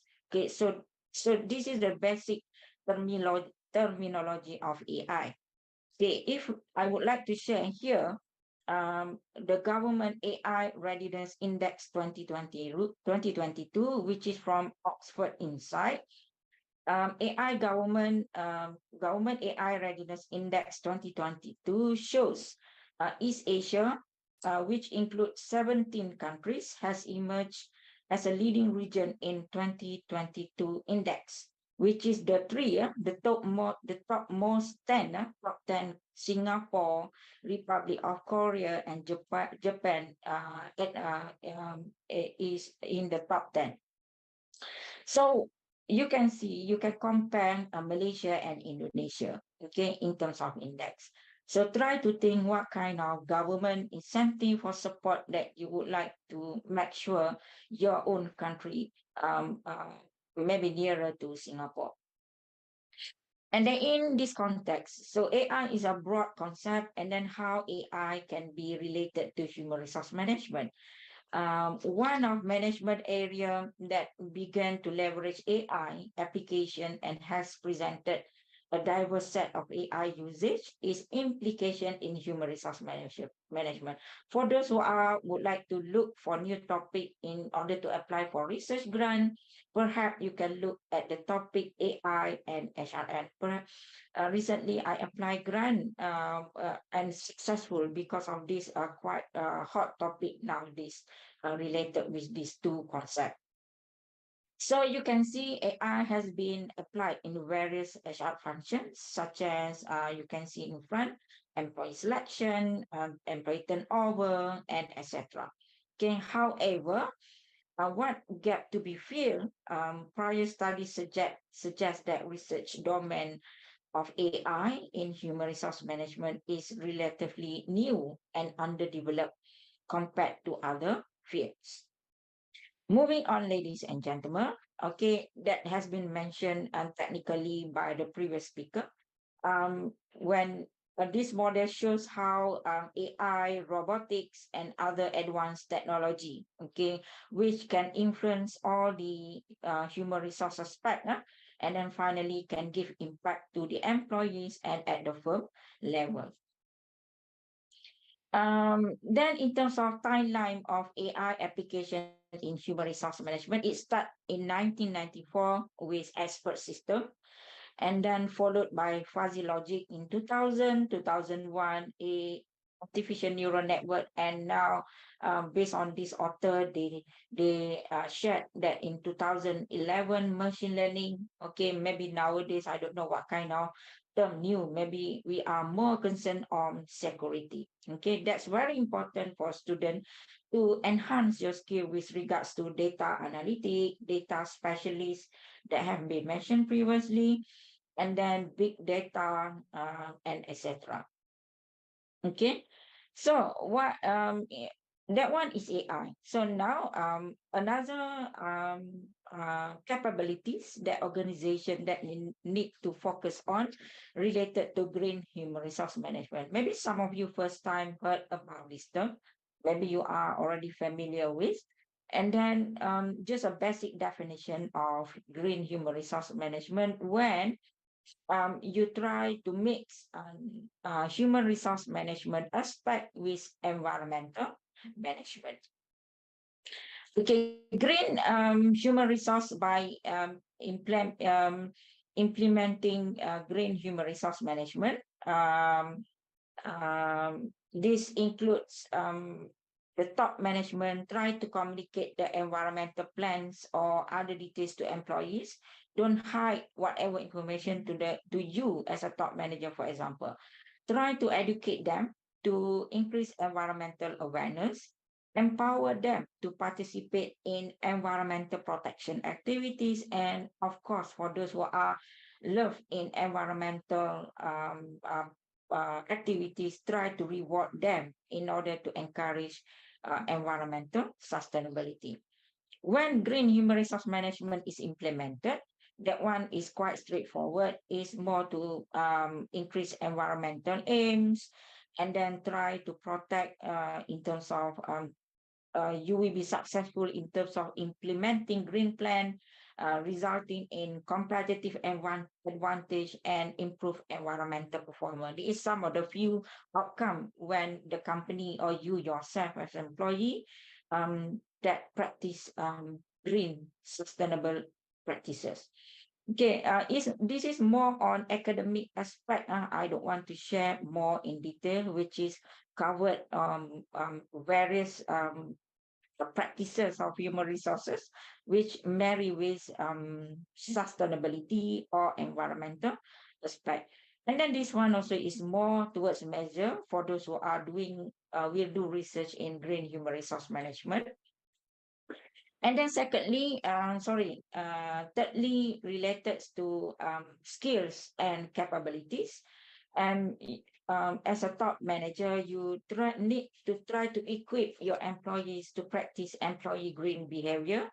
Green behavior means is actually where the friendlier towards the environment are called green behavior. You can see in front of you, for example, this one where maybe some of you are already practiced. For those who have education in Japan, you are love towards love environment. Okay, some example are recycling paper, plastic, e-waste, metal, etc.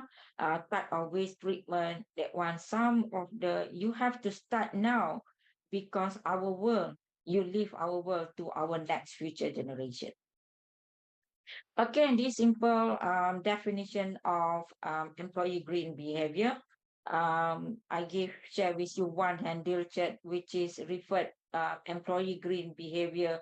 You need to measure the behavior for employees that contribute to environmental sustainability in the workplace. Why in the workplace? Because 3/4 of your time spending in your office. Okay, so normally it begins at home and then some begin at the workplace. It depends on the situation.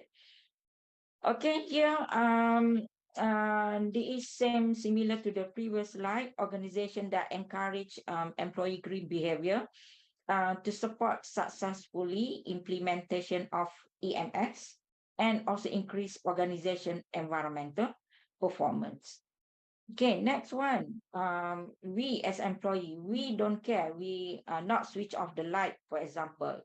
But think of the top manager. They are responsible of paying the bills. Okay, this is because employees do not bear the cost.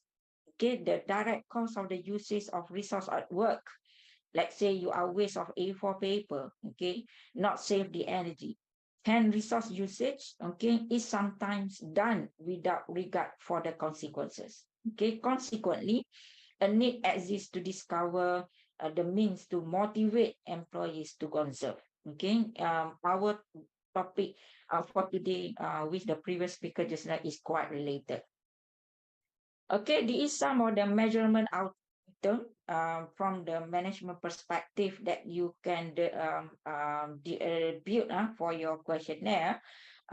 in terms of air conditioning, in terms of printing, drinking, sustainable shopping, computer use, light use, and also recycling.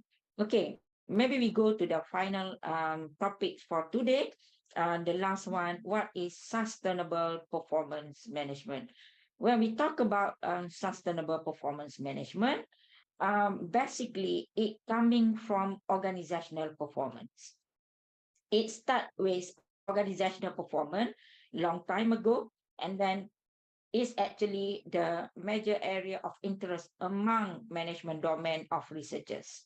Okay, so the knowledge of organizational performance keep track of the organization, in which organization is moving and help business to survive in the long run. It is very important for manager to measure organizational performance, as it further allows evaluation on the specific action by the managers as academic researcher in the context of competitors over time. So due to competition now is very stiff, almost all organizations are keen to enhance their performance. That one is a very basic. Each and every day we heard about a performance of the organization. And then one step forward, not only talk about organizational performance, but also organizational sustainability. Okay, this one is buzzword topic for the previous year. The term sustainability is actually it depends on the history, varying in terms of maybe they are talking about financial aspect only. Okay, but nowadays sustainability therefore means all the aspect related social, economics, of finance, and also environment. Okay, in terms of Chartered Institute of Personnel and Development UK defines sustainability as the principle on how you need to enhance the society, environment, and economic system in which the business operates. So as a business, you cannot be selfish. You need to take care. You need to live with the community. Okay, let's go with the first one. What does it mean by economic, or in other terms, they call financial sustainability, where ability of the firm to generate profit, increase the value, invested capital, and repay its short and long-term liabilities. For social sustainability, is actually defined as the aspect of what will be the impact of the organization's social sustainable practices and policies, and the measure of growth and development enhancing condition existing within organization to achieve various social goals for the organization. The third one, environmental sustainability, which is an approach in which organization engage in practices that do not compromise the environmental resources for future generation. So here you need to embed all the sustainability in organization is actually not easy. Okay, very tough for the organization to integrate all the three aspects. So having said that, it needs to having all-encompassing approach, such as try to woven into the strategies and operation, intervene. You need to think of what kind of structure of the organization, what kind of organizational culture and practices, and try to make it synchronized with the governance and management processes ranging from auditing to reporting of every kind of aspect. Okay, then now how you need to integrate organizational performance and sustainability in order to achieve the third objective just now, which is called sustainable performance management. So before this, we have heard about balanced scorecard, okay, Kaplan and Norton. Okay, the idea of performance measurement is long time ago, maybe past 10 or 20 or 30 years ago. However, the complexity of the phenomena makes it a very daunting task to identify the true and universally accepted indicators of organizational performances, which tend to vary. It depends on the nature of the organization. Maybe some of the organization only focus on environment. Some organization focus only to finance and social. So now again, it depends on the organization. But it good you are moving towards try to mix with the three aspect of a triple bottom line. So building on this idea, um, proposed Harvard 2009 sustainable balance scorecard. They call now no more balance scorecard. They put one more term in front, which is called balance scorecard. Sustainable with incremental change in the existing balance scorecard as given by Kaplan and Norton 1992. Okay, sustainable balance scorecard is actually based on framework of balance scorecard from framework integrated with the triple bottom line. So again, you need to align organizational performance and also sustainability creates a definitive advantage. The impact of adopting sustainability approach is stronger in case of organization that are focusing at long-term prosperity. Okay, but it's a very challenging process. You have to think it now in order for you to bring forward. Okay. So again, problem PMS actually need to mix with sustainability. In fact, for those who are doing publication, who are focused on SDG, on sustainability, get very high chance for acceptance in that certain journal that you going to submit. Okay, last but not least, all the sharing points just now will provide us a solid basis on the link between sustainable human resource management and resilience towards sustainability. This all relationship will influence sustainability and in the long run will give impact to the development of future Indonesia or any other countries towards green. Before I end, I would like to thanks again to the organizing committee for inviting me as keynote speaker for today in this conference. I look forward to many years of meaningful and fruitful collaboration with State Polytechnic Malang, and then hopefully one day I will come to Malang, okay, for Silaturahim on site, and then happy to new friends in Malang. So with that, before I end, this is my profile. You can look at my work based on Google Scholar and then based on Scopus and also Web of Science.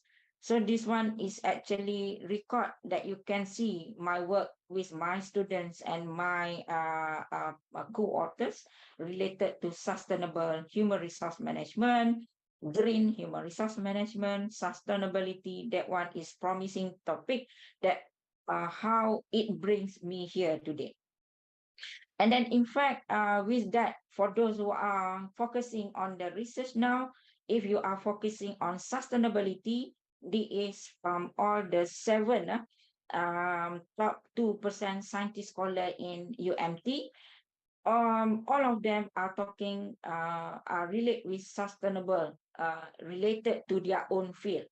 Ada yang buat ketam, ada yang buat fish, ada yang many things, and then selfish. They all of them, including me, relate with sustainability with the field that you are involved in. Okay, in fact, I published 2 books related to green human resource management and employee green behavior. Okay, with that, I end my presentation, and then hopefully you enjoy my sharing session, okay, and hopefully benefit for future Indonesia and any other countries that participating in today's conference. Thank you so much. Thanks again. Okay, thank you so much for Professor Dr. Yusliza. Your coming in Indonesian is waiting for us. Okay, thank you very much for interesting and insightful presentation. Now, if anyone has any question, I'm sure Prof. Yusliza would be pleased to answer them. If participants have questions for the keynote speaker, please type in on Zoom chat name underscore occupation underscore institution and followed with the question. And don't forget the committee will give door prize for top 5 best question. Okay, here we go. There are several questions that appear in the chat Zoom. Okay, from Ima as a teacher in Polynema, thank you for your sharing such a great presentation. I believe that HRM is a topic that we must pay attention, and this is the first my time listen the term green HRM. What is the key point that emphasize that green practices and what the difference it from usual HRM? Thank you for asking the question. Can I share again my slide? Okay, you can share your slide again. Okay, thank you for so much. This is a very important sharing session that we can learn together with regards to green human resource management. And no doubt, some of you are first time hearing about green human resource management.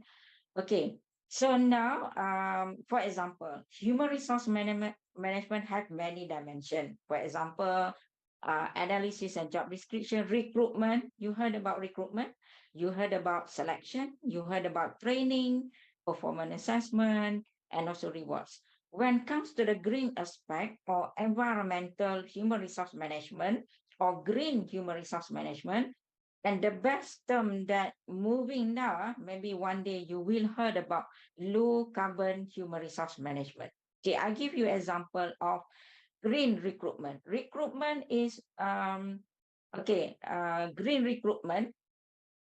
Okay, when you want to recruit new employees, okay, during the interview process, you as a panel, you ask the candidate, is it environmental performance of a company attracts you employee to apply for company A?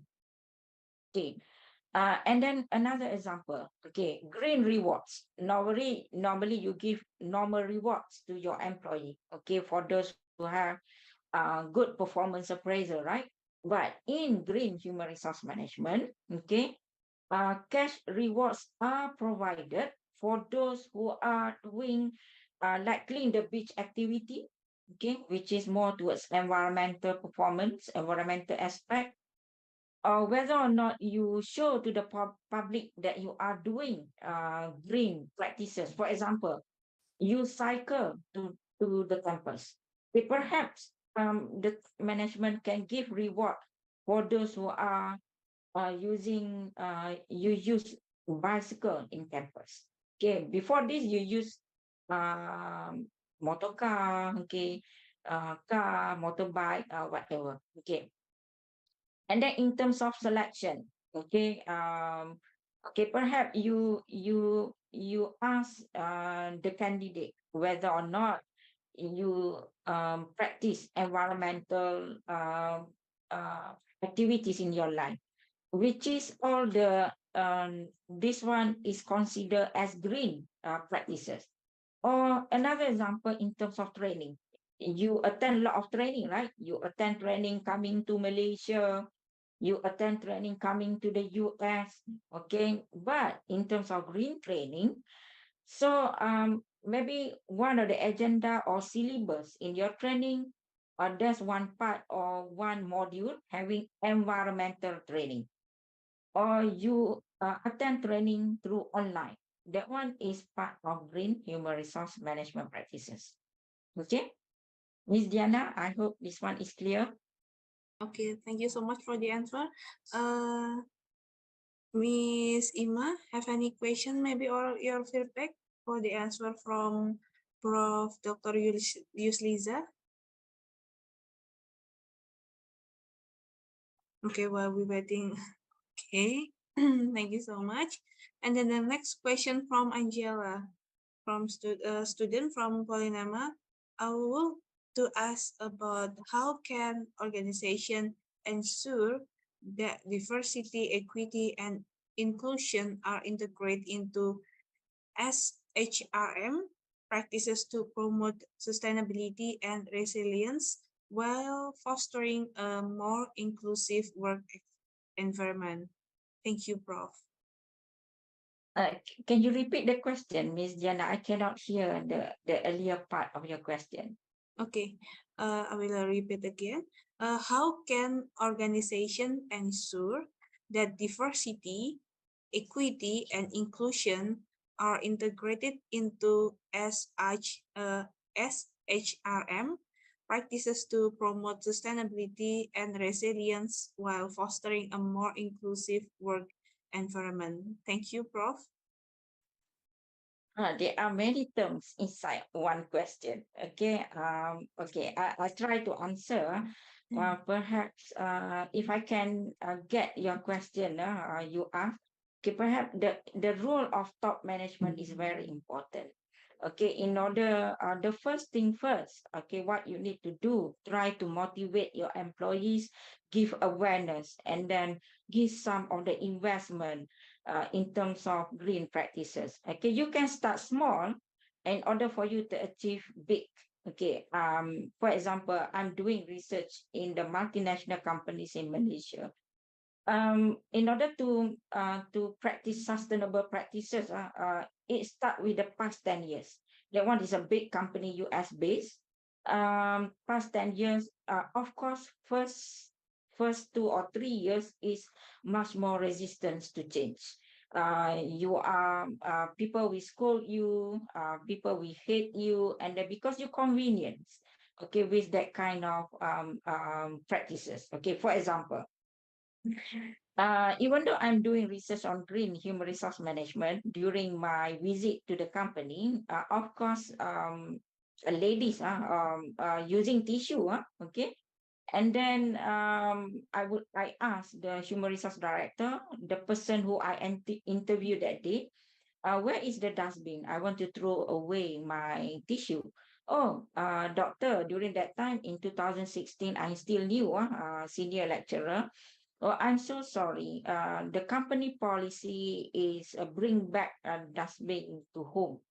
Okay, we not having dustbin. Maybe one dustbin in one floor. So that's the policy. And another thing, that one I research on green human resource management in multinational companies in big free trade zone. And another phase of research that I'm doing with research university in Malaysia, five big university in Malaysia, you know, UKM, USM, UPM, I can call now, okay, five big universities. Okay, in fact, I interviewed universities. They have policy bunga anak angkat. Okay, they have flower. One docent have one flower vase, not plastic, but original vase put in the corridor. That one is very interesting. And then another aspect they are sharing, of using bicycle in the campus, one car-free day in a week, and then another thing is dustbin. If you look at my room now, outside my room, each dozen room having one dustbin. But in RU, a big university, they having only one dustbin in one floor. Can you imagine? So try to save, at least you cut the labor cost of yang pencuci itu kan.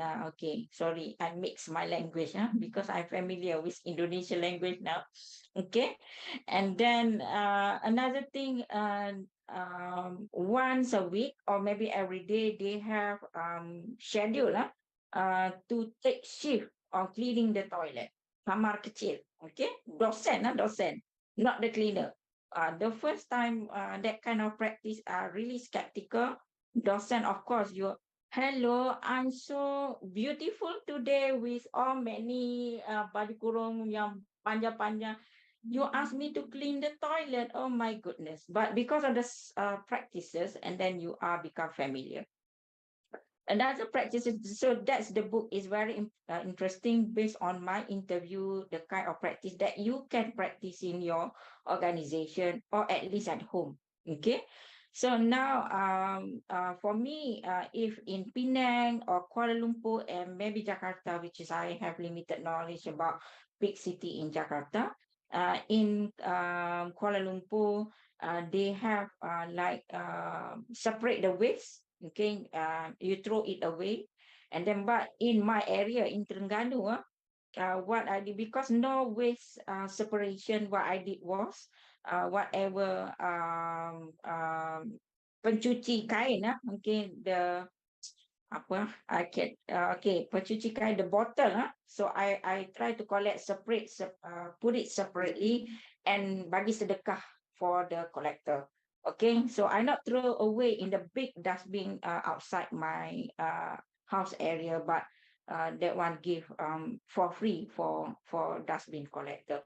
I hope I answering your question, because many terms in one statement I cannot get exactly. Perhaps you can ask further questions. All right, Miss Diana, hopefully you like my answer. Thank you. Okay, thank you so much for the answer. Professor Yusliza, Angela, maybe you have some feedback or more question? Oh, I think it's answer. Okay, it's very clear. Okay, and there's next question from Ryan. Maybe Ryan, do you want to asking that directly? You can open mic. You can ask me in Bahasa as well, or Bahasa Indonesia, or Bahasa Malay. It's okay. Okay. That's okay if you sing in Bahasa Indonesia or Malay. Okay, seems like Ryan not available. Okay, I will read about the question from Ryan.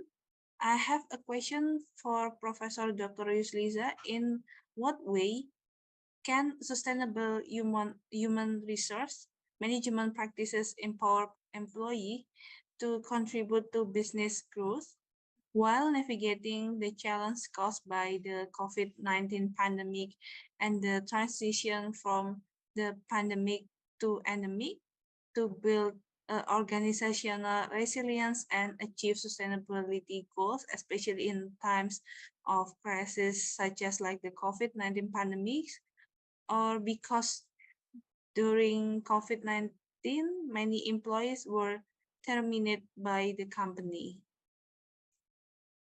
Okay, the long question from Ryan. Wow, amazing. Very long question. In fact, you can write one paper, simple to Sinta, satu, dua, tiga. Okay. So now, COVID-19 is actually true test from God, if you agree with me. Yeah. So during that happening, so in organization for recruitment, they are cut off for employees, right? So we have to, one more thing when we go up with regards to red door part, and then in fact, for example, training, some of the company which is in IT, like Prof mentioned just now, the previous speaker. Okay, at the end of the day, you have to recruit them. Okay, for example, you in fact in university, last time during COVID, you interview through online during COVID, and then post-pandemic, post-COVID, and nowadays we still continue interview through online.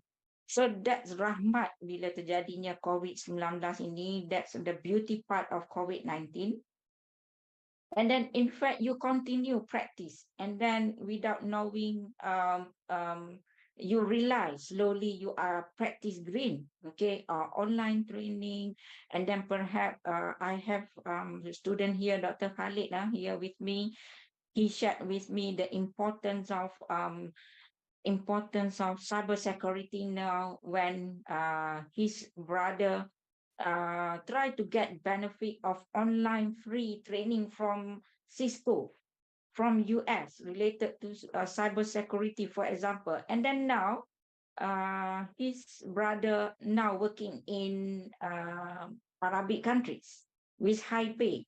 Okay, so try to benefit on that online training with other than Google and offered freely. And then in fact that one is benefit for you. And of course, so nowadays in cybersecurity, like Prof just now mentioned, and in fact in UMT, this one internal information only, like faculty of computer science need 12 lecturers in computer science, but docent in cybersecurity only 1%. So that's the promising field right now. And then in order to avoid cyber attack and everything. And in fact, when you are talking with people in IT, that one is promising in the future for the next 5 to 10 years, maybe 5 years, because technology is quite fast, maybe 3 years, and very important. And of course, at the end of the day, with cybersecurity, remember resilience just now? Like getah, you have rubber band. Okay, you are able to adapt with fast changes. And then every single second, new information coming in related to IT. Okay, new very fast information. When you resilience to whatever attack from outside, and then you need to prepare with the sustainable performance management just now, and then equip with employee resilience. And of course, at the end of the day, you will achieve resilience economy. So whatever we do, we have cause and effect. So you're not doing something because of nothing. Okay, for example, you're doing S3 for what? Because you want to get S3 or PhD. At the end of the day, you will wisuda or graduation the 3 or 4 years. That one is valued now during COVID, and then more people retrench. Okay, and then that's the opportunity for them to continue their high level education. So now, post-COVID, they are almost complete. So therefore, that's good for the economy because the growing part of education level of the citizens. So that's my 2 cents opinion, Miss Diana. Okay, thank you so much, Prof. Yusliza. Maybe there's any question or feedback from Ryan? Okay, while we're waiting feedback from Ryan, is there several questions from Aisha as a teacher in Polynema? How can sustainable human resource management help organization navigate economic challenges such as like economic downturns or global crisis while maintaining a commitment to sustainability? Okay, thank you so much, Diana. It's also related question as well. Sustainable. Okay, whatever we try to relate with the big picture where we have a reverse pyramid from big to small. Okay, in fact, from world level to the Asian level to Asia and Indonesia and Malang. So you narrow it down, right? So in this case, so that's why UN introduced SDGs. Okay, whatever you do, you try to think of future generation.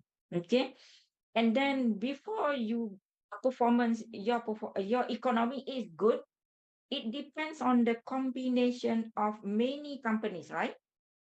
And then the companies is coming from the manpower. Okay, with that manpower, you try to bring your intelligence, kepintaran. Pintar, saya suka guna perkataan pintar. Pelajar-pelajar saya ni kata pintar, Prof. Yus. Okay, when you offer pintar. With the company, you have manpower. right? You have top management, you have resource. From the intelligence you have, you equip yourself with knowledge. With that knowledge, you build technology, right? You build whatever kemudahan. So it start with people. And then that's why organization cannot run without people. Okay, people is actually can help the organization to run the technology. With that technology, you can produce many product, right? Maybe one day you can produce 1,000 chips. Okay, and then that one it bring to the profit. Am I correct? And then with that profit, the triple bottom line just now, remember economic, social, and environment. With all the three aspects, you take care of the environment. And at the end of the day, it becomes a resilient economy. That's why your country, increase GDP, whatever it is like in economic term, right? I'm not in economic perspective. Only little I can talk about GDP only lah. So dia berkait di antara satu sama lain, related to each other. Okay, it normally, for example, the way I work. So let's say I ask my student, when do you want to complete your PhD? I work backward. The bigger part, when do you want to have wisuda? When do you want to have Senate letter? When you want to have your face-to-face Wawawose, proposal defense? So you need to work backwards to improve your timeline. So the company is the same. Okay, how many manpower you need? You have to plan. Okay, at least 6 months. Or the company maybe 3 months for the manpower planning. I think it's all related. The supply chain, the value chain of the world is like that. Okay. So disaster, and again, we cannot live alone in human resource management. People only, you need to have supply chain people, you need to have IT people, you need to have marketing people, aviation people, okay, pharmacist people, okay, docent, or whatever, Pak Imam, for those who want to die, so at least you nak pergi happily ever after in the life afterwards. All right. Thank you so much, Miss Diana. Okay, thank you so much for the answer. Maybe Miss Aisha, is there any other question or feedback? Okay, the last question from Claurisanti, student at Polynema. And the question is, how can the integration of sustainable human resource management practices, such as employee well-being programs and resilience training, enhance an organization overall resilience in the face of economic and environmental challenges, ultimately contributing to its long-term sustainability goals? Thank you so much, Prof.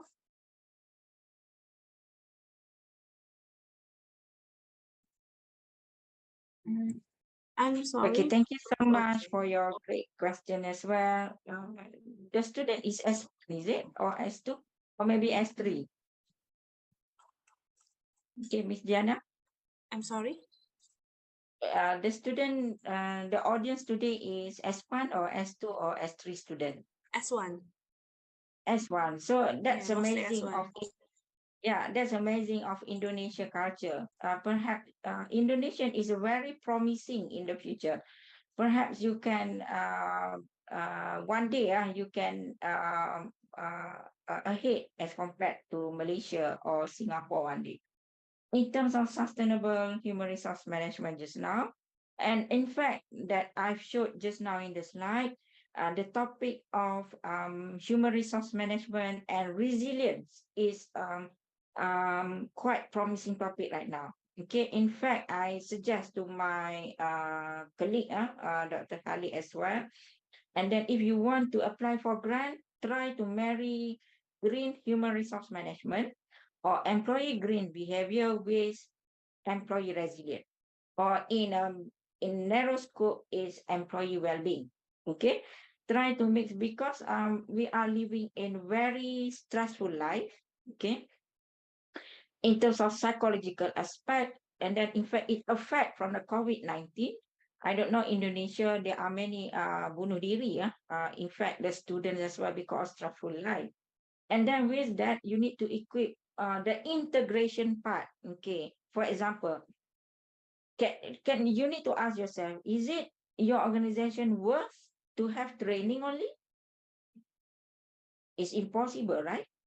You need to have performance management as well. You need to have compensation management.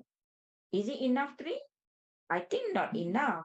You still need to take care of recruitment. Okay, brilliant people from Harvard, maybe from Polytechnic Negeri Malang, okay, from UMT or any part of the world. And then from recruitment, you cannot stop only four. You have to integrate one more, which is training and development. So in order for that, that's in research, you can test one by one can. Another one, you can test all, which is combine all together with all 5 aspects minimum, at least sustainable human resource practices. And then try to test with the employee well-being, that having the 3 dimensions. Okay, resilience also have 3 dimensions. And then perhaps you can test by dimension or unidimension. That one is more statistical part. All right. And at the end of the day, resilient economy, I've not researched that one yet, but normally resilient economy is your problem statement. Okay, is it your economy resilient? Therefore, you would like to test on organizational resilience. It's difficult to test dependent variable as economy resilient. That one you can discuss in your problem statement. That one is not part of your variable. That one is my area management lah. I don't know about economic part. Maybe they have calculation, they have many things about economic resiliency. Because if you would like to collect data on economic resilience, you don't know. Maybe Prof. Ima have different thinking. Polynema, you have different thinking. That one is invalid data collection. So therefore, you need to study the resiliency of economic of Indonesia to discuss in your problem statement. Therefore, you backwards, you test organizational resiliency or employee resilience, and then go back to sustainable human resource management practices. That one is very good. I'm happy to see more literature from Indonesia, still waiting. And then I'm producing quite a few number of students from Indonesia. One of those is Dr. Alka. He's doing on green human resource management, green intellectual capital, and also top management support in oil and gas industry. And then the data is very good because he is looking at the organizational level and then try to relate to sustainability in Indonesia. That one is a very promising paper in one day. Itu Pak Arka dah ada. Dr. Arka. Okay, hopefully I'm answering your question. Okay, thank you so much for the answer. How about the Risanti? Is there any further question or feedback? Okay, the last question from Exga. Good afternoon. Let me introduce myself. My name is Sega. The question is, what is the role of human resource management in facing the challenge of Generation Z? Thank you so much. Oh, very, very good question. You are most of you are coming from Generation Z, right? Okay, Generation Z is unique. Okay, we don't have to demotivate them. Some of the seminar that I heard, Generation Z having problem here and there, but Generation Z that bring us Generation Y or baby boomers to prepare to attend for the course. Okay, what is the role of human resource management? And again, as top management, okay, like for example, I'm the human resource manager. Generation Z normally appreciate those who are understand them. Okay, me alone as human resource manager, I need to test personality. For example, I have 3 employees under me, so I need to know what kind of personality of Bintang, what kind of personality of Astri. So that Generation Z. Generation Z, okay, research has been conducted. They are always changing jobs. Okay, what make you unique? Okay, what need you to be special? How differ you with A and B? Okay, whatever you have, like my kid as well, I ask him or her to get additional knowledge, get advice from HR perspective, try to learn the new thing, particularly in terms of technology. Okay, for example, whatever free course that offered by Google, that one is free. Okay, and then in fact you can email to Google. Okay, I cannot afford to pay 3,000 US dollar. I'm coming from very poor economy, very poor family. Okay, and then you can persuade them. Google will consider that, and then whatever certificate you have, you collect. Okay, that brings you. How differ you with the rest of the other students? Maybe some of you sleep at this time, not join the seminar. Okay, in fact, my student now, okay, please join. Even though online, you know apa yang saya diomong-omong today, I don't know, is it, oh, hopefully my sharing knowledge is benefit for you. Okay, at least you kumpul. You try to put it every single thing in your CV. Okay, role of HR. Me, another thing from the perspective of employee in organization, I need to become as business partner. Okay, if you heard about the role of HR, administrative part, so no more nowadays, change agent, no more. So employee champion, no, but moving towards business partner. So means I'm like Generation Y, I need to be partner with you, Generation Z, because you are so intelligent. And then in fact, with some apps that almost cost you 10,000 ringgit Malaysia to build only one apps, but you are easily done because you are more IT. You learn from the internet very easy as compared to me. You can see my slide just now when I show to my daughter. This is my old school slide, Farisa, and then so me. So maybe I give my slide. Maybe some of the S1 student here can transform to more infographic part. Okay, so to me, old school people like me, I can share my knowledge, but technical part I leave it to the Gen Z. Okay, so if I present in front of menteri, then I will try to make it my slide much more infographic lah. But today is more for academician. All right, so that's a simple example of Gen Z. So another thing, technique or skills that me as HR manager need to master in terms of coaching. Because why? Generation Z is like to be heard. Okay, you maybe you agree or you agree to disagree with me, and then perhaps you don't like people direct you, right? Don't give direction, but I need to be patient with coaching skill that I have. So I listen, I give you direction what you need to do. Maybe some of you are comfortable work from home, so as long as you trust Generation Z, so that Generation Z can stay longer with you in organization. Not easy, investment is very big to build you as a person, memanusiakan manusia. Okay, thank you so much, Miss Diana. Thank you so much for the answer. Thank you so much. And this is the some feedback from Miss Aisyah and Miss Saga. Sorry, Miss Clarisanti. Okay.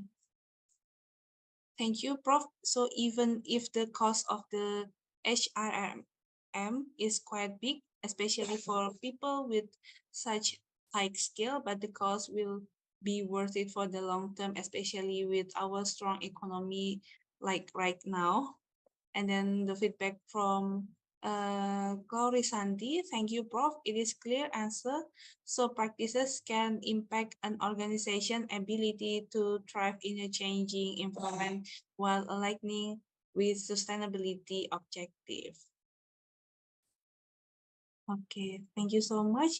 I think this is the end of the Q&A session. Okay, thank you very much for your willingness, Professor Yusliza, for your willingness to share and present insightful knowledge. Hopefully, you can invite us in Malaysia, or maybe you can come to Malang and we can silaturahmi together. Yes, I'm so happy to come to Malang. Okay, thank Let's you. come together to Malaysia, okay? So Okay, we of have course. London Bridge, okay, in Terengganu. Okay, okay. Thank you so much, Prof. Yuliza. Okay, if I conclude our presentation and discussion from this session, from the presenter first keynote speaker and then from second keynote speaker, the use of the data innovation can increase energy efficiency and food efficiency, even though there are several obstacles and challenges to data innovation. And then human resources have the role in building a resilient economy and business by implementing sustainable practices.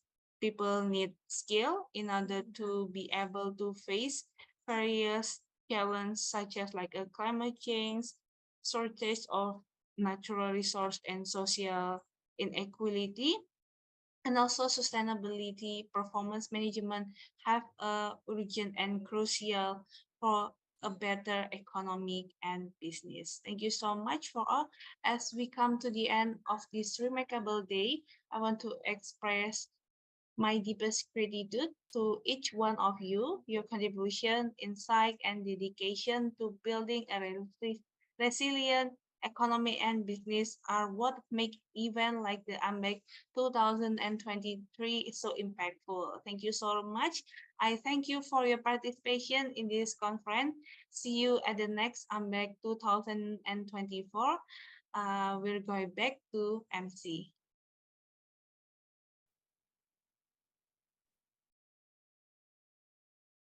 Thank you to our keynote speakers and Professor Dr. Yusliza and Professor Joko Siketsuyogo, and also our moderator, Ms. Diana. Thank you very much in this conference, and we got a valuable knowledge.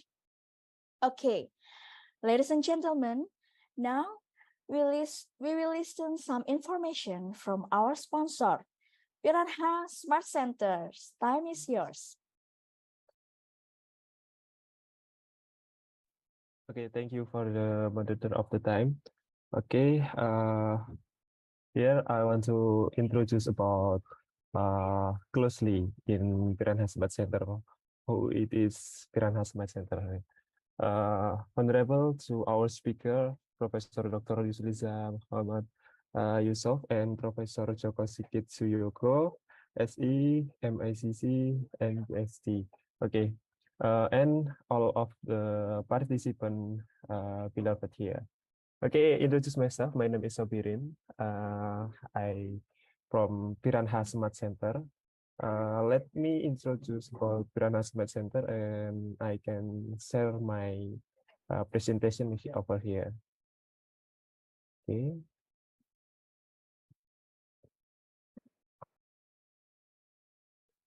Okay. Piranha Smart Center here is a training and certification institution in accounting and taxation. We have officially in Malang. We have two official in Malang, in Ruko Piranha Residence, 6, Kota Malang, and Jasmine Valley, Blok 3, nomor 2, Araya, Kota Malang. And we have official in Yogyakarta, Makassar, Semarang, and Banten. Okay, next is in line with the main duties of lecture, which are started in the law number 12 of 12 in 12, Article 1, Paragraph 9, concerning higher education of Tridharma must be implemented by all higher education institutions in Indonesia. In order to realize the Tridharma of higher education, we are in PT Piranhasma Center offer a program that can support the success of the Tridharma of education in the university that you currently lead.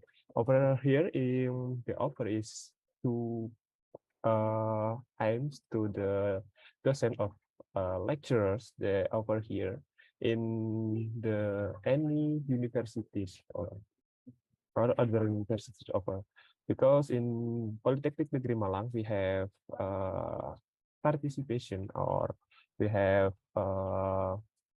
partnership, yeah, in training and certification. Okay, about the Tridharma education, higher education, we have three programs of education and teaching program, publicity, and public service. In the first program, in education and teaching program, we have two programs offer.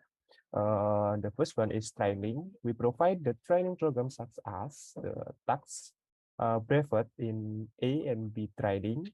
The second is basic accounting training and technology-based auditing software training. Over here, the second over here, we develop the application that to substantive testing in auditing application.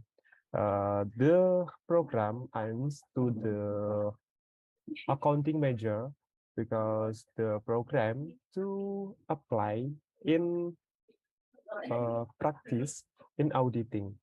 Okay, the next is accounting software training. We have three training accounting software.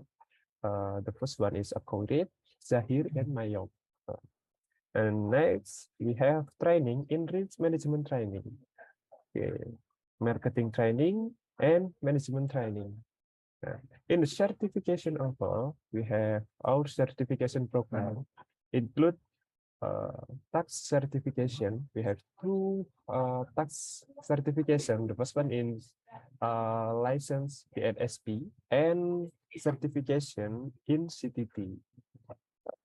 In the second certification in junior accounting technician certification, in license in BNSP offer, and then the intermediate accounting technician certification, expert accounting technician certification, and the five here is BNSP license, middle and primary reach management certification, BNSP license, digital marketing certification, BNSP license, MSME, supports field certification, and many more certification offer.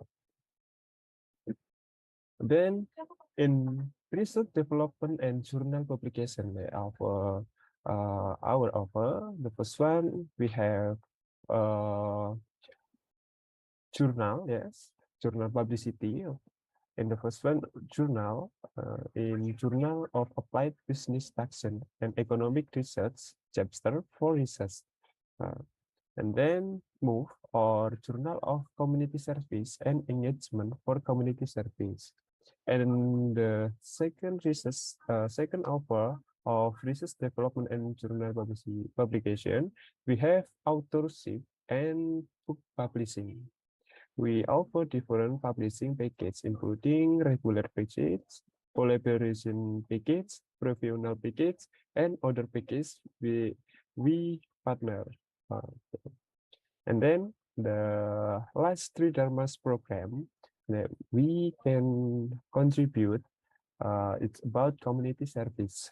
The first program is cross-village development. This program involves university partners collaborating in the community service, creating a positive impact on the surrounding communities.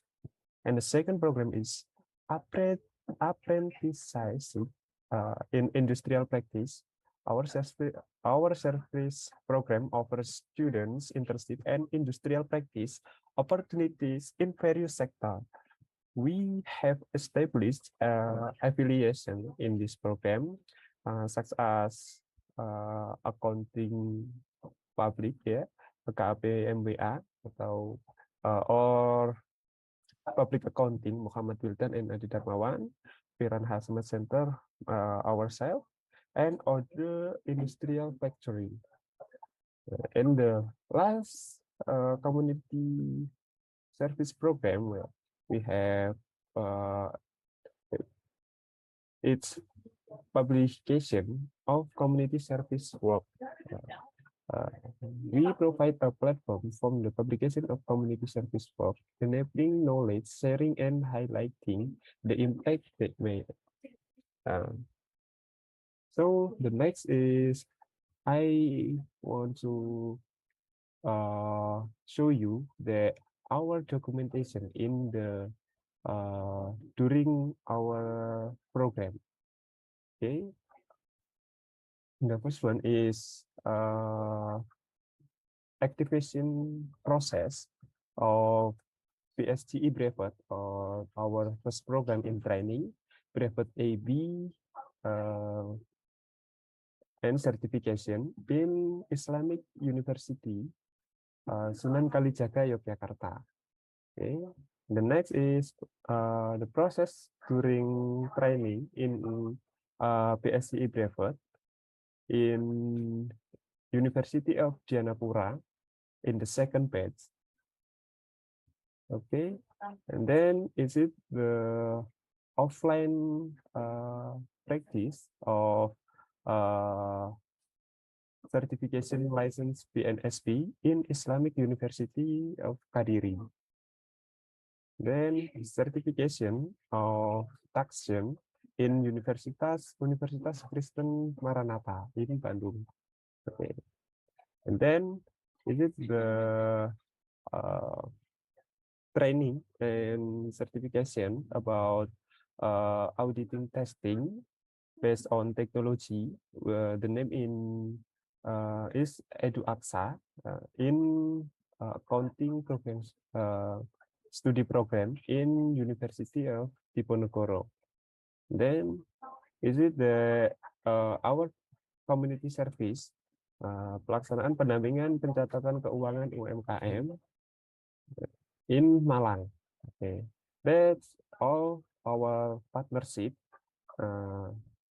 as ATPI or Asosiasi Teknisi Perpajakan Indonesia, and LSP Teknisi Akuntansi or Lembaga Sertifikasi Profesi Teknisi Akuntansi and BNSBN, any other partner to develop our soft skill in the accounting and taxation to implementation of Tridharma higher education.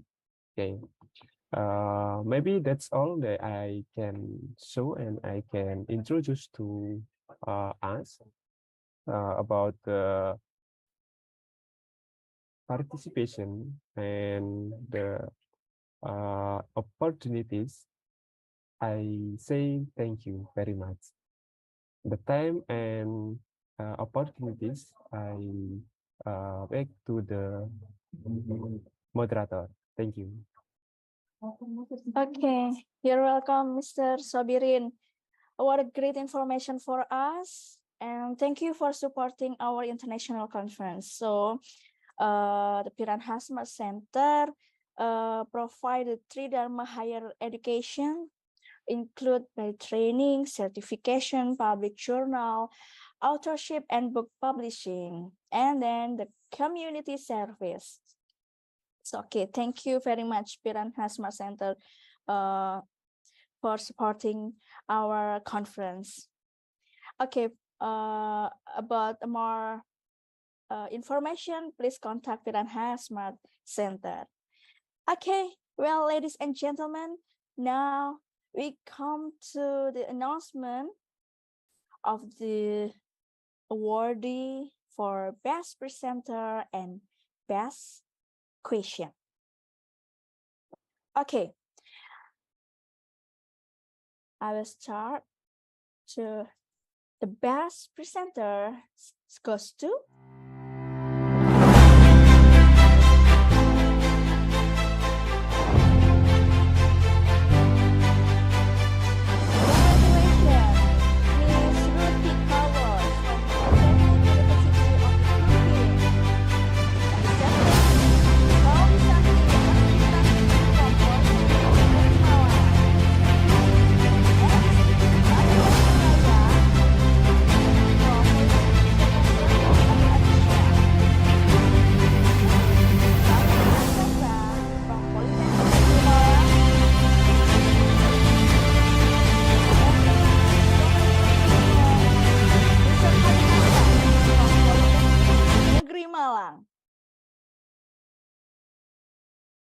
Okay, congratulations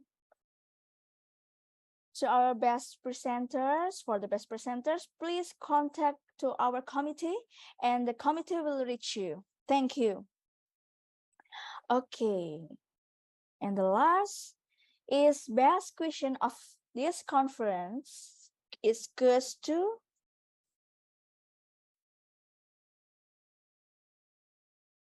okay, the first Kelly David from Polytechnic Negeri Malang, and the second is Mr. Rajab from Malaysia, and the third is Claudisanti from Polytechnic Negeri Malang, and the next is M. Ryan from Polytechnic Negeri Malang, and the last is Afifatu from Polytechnic Negeri Malang. So congratulations to all best presenter and best question. To all best question, please contact our committee in WhatsApp or Zoom chat. Okay. Thank you. Alhamdulillah, our agenda is running well. Thanks 1,000 times for our keynote speakers, our moderator, and our co-hosts, Polytechnic University of the Philippines and Polytechnic Sultan Salahuddin Abdul Aziz Shah, Malaysia, and also our journal partner, Jamal, Jerak, Jeram, and ABM. And also our sponsor that supporting us, Piranha Smart Center, and all participants who have been a good participant in this event. And I want to thank you for all the committee for the hard work that this event can run smoothly. May this conference bring many benefits to all of us. Okay, ladies and gentlemen, on behalf of 5th Annual Management Business and Economic Conference, we would like to say thank you for your active participation today. As MC for today, I apologize if there is any misspoken words. Please stay safe and stay healthy and have a great day. See you in the next Annual Management Business and Economic Conference 2024. I'm Elsha Panusari signing off. Wassalamualaikum warahmatullahi wabarakatuh.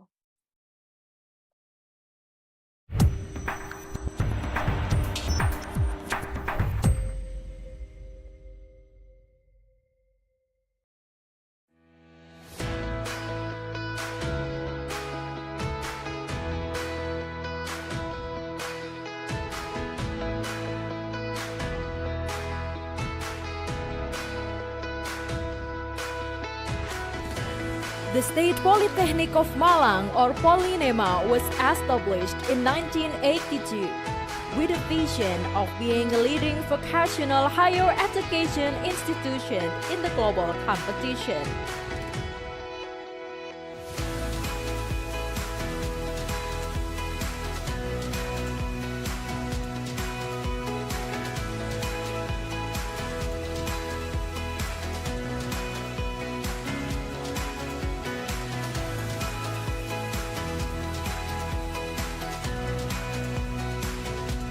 Polynema provides a vibrant environment for teaching and learning, research, and community service activities.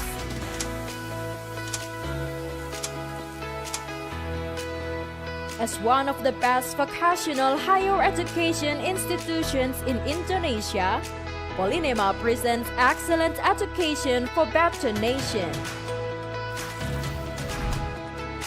Polynema students have both knowledge and skills that align with the needs of the industry, obtained through the learning process with a link and match approach and project-based model.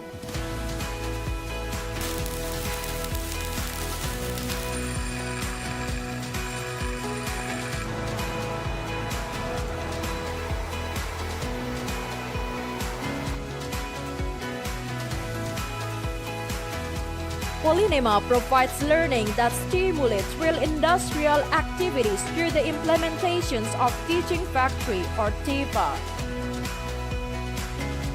TIFA is the learning model that aligns the learning process on campus with the real production process. With this model, students are directly involved in the production process, which provides industrial experience.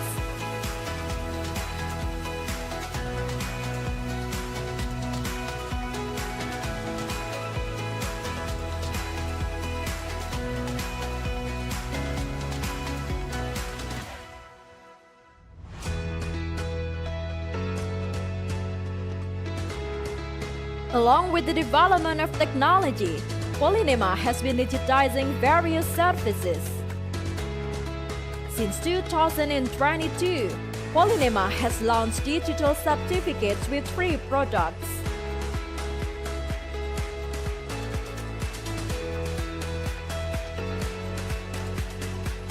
Physical certificates with electronic signatures, digital certificates, and digital legalization.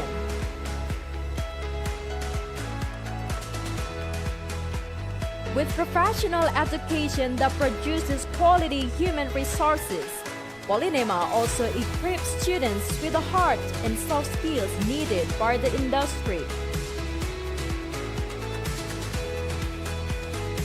The character and soft skills of Polynema students are formed through various learning activities and talent development through students' activity units.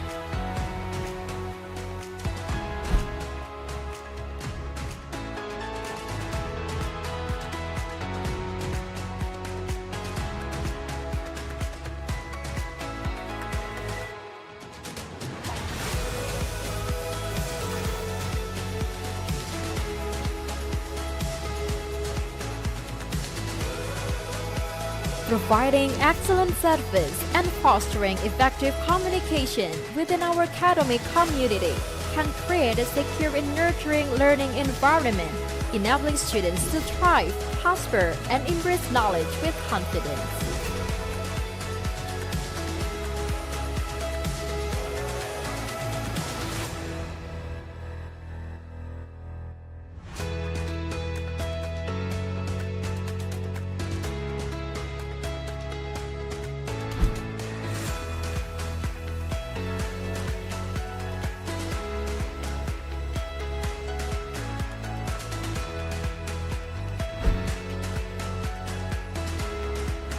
Polynema has PSDKU campuses. PSDKU Kediri City with 6 study programs.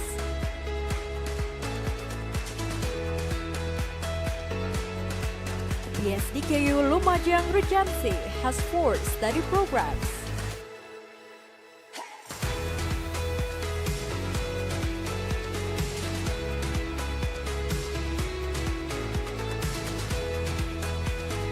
PSDKU Pamekasan Regency offers 3 study programs.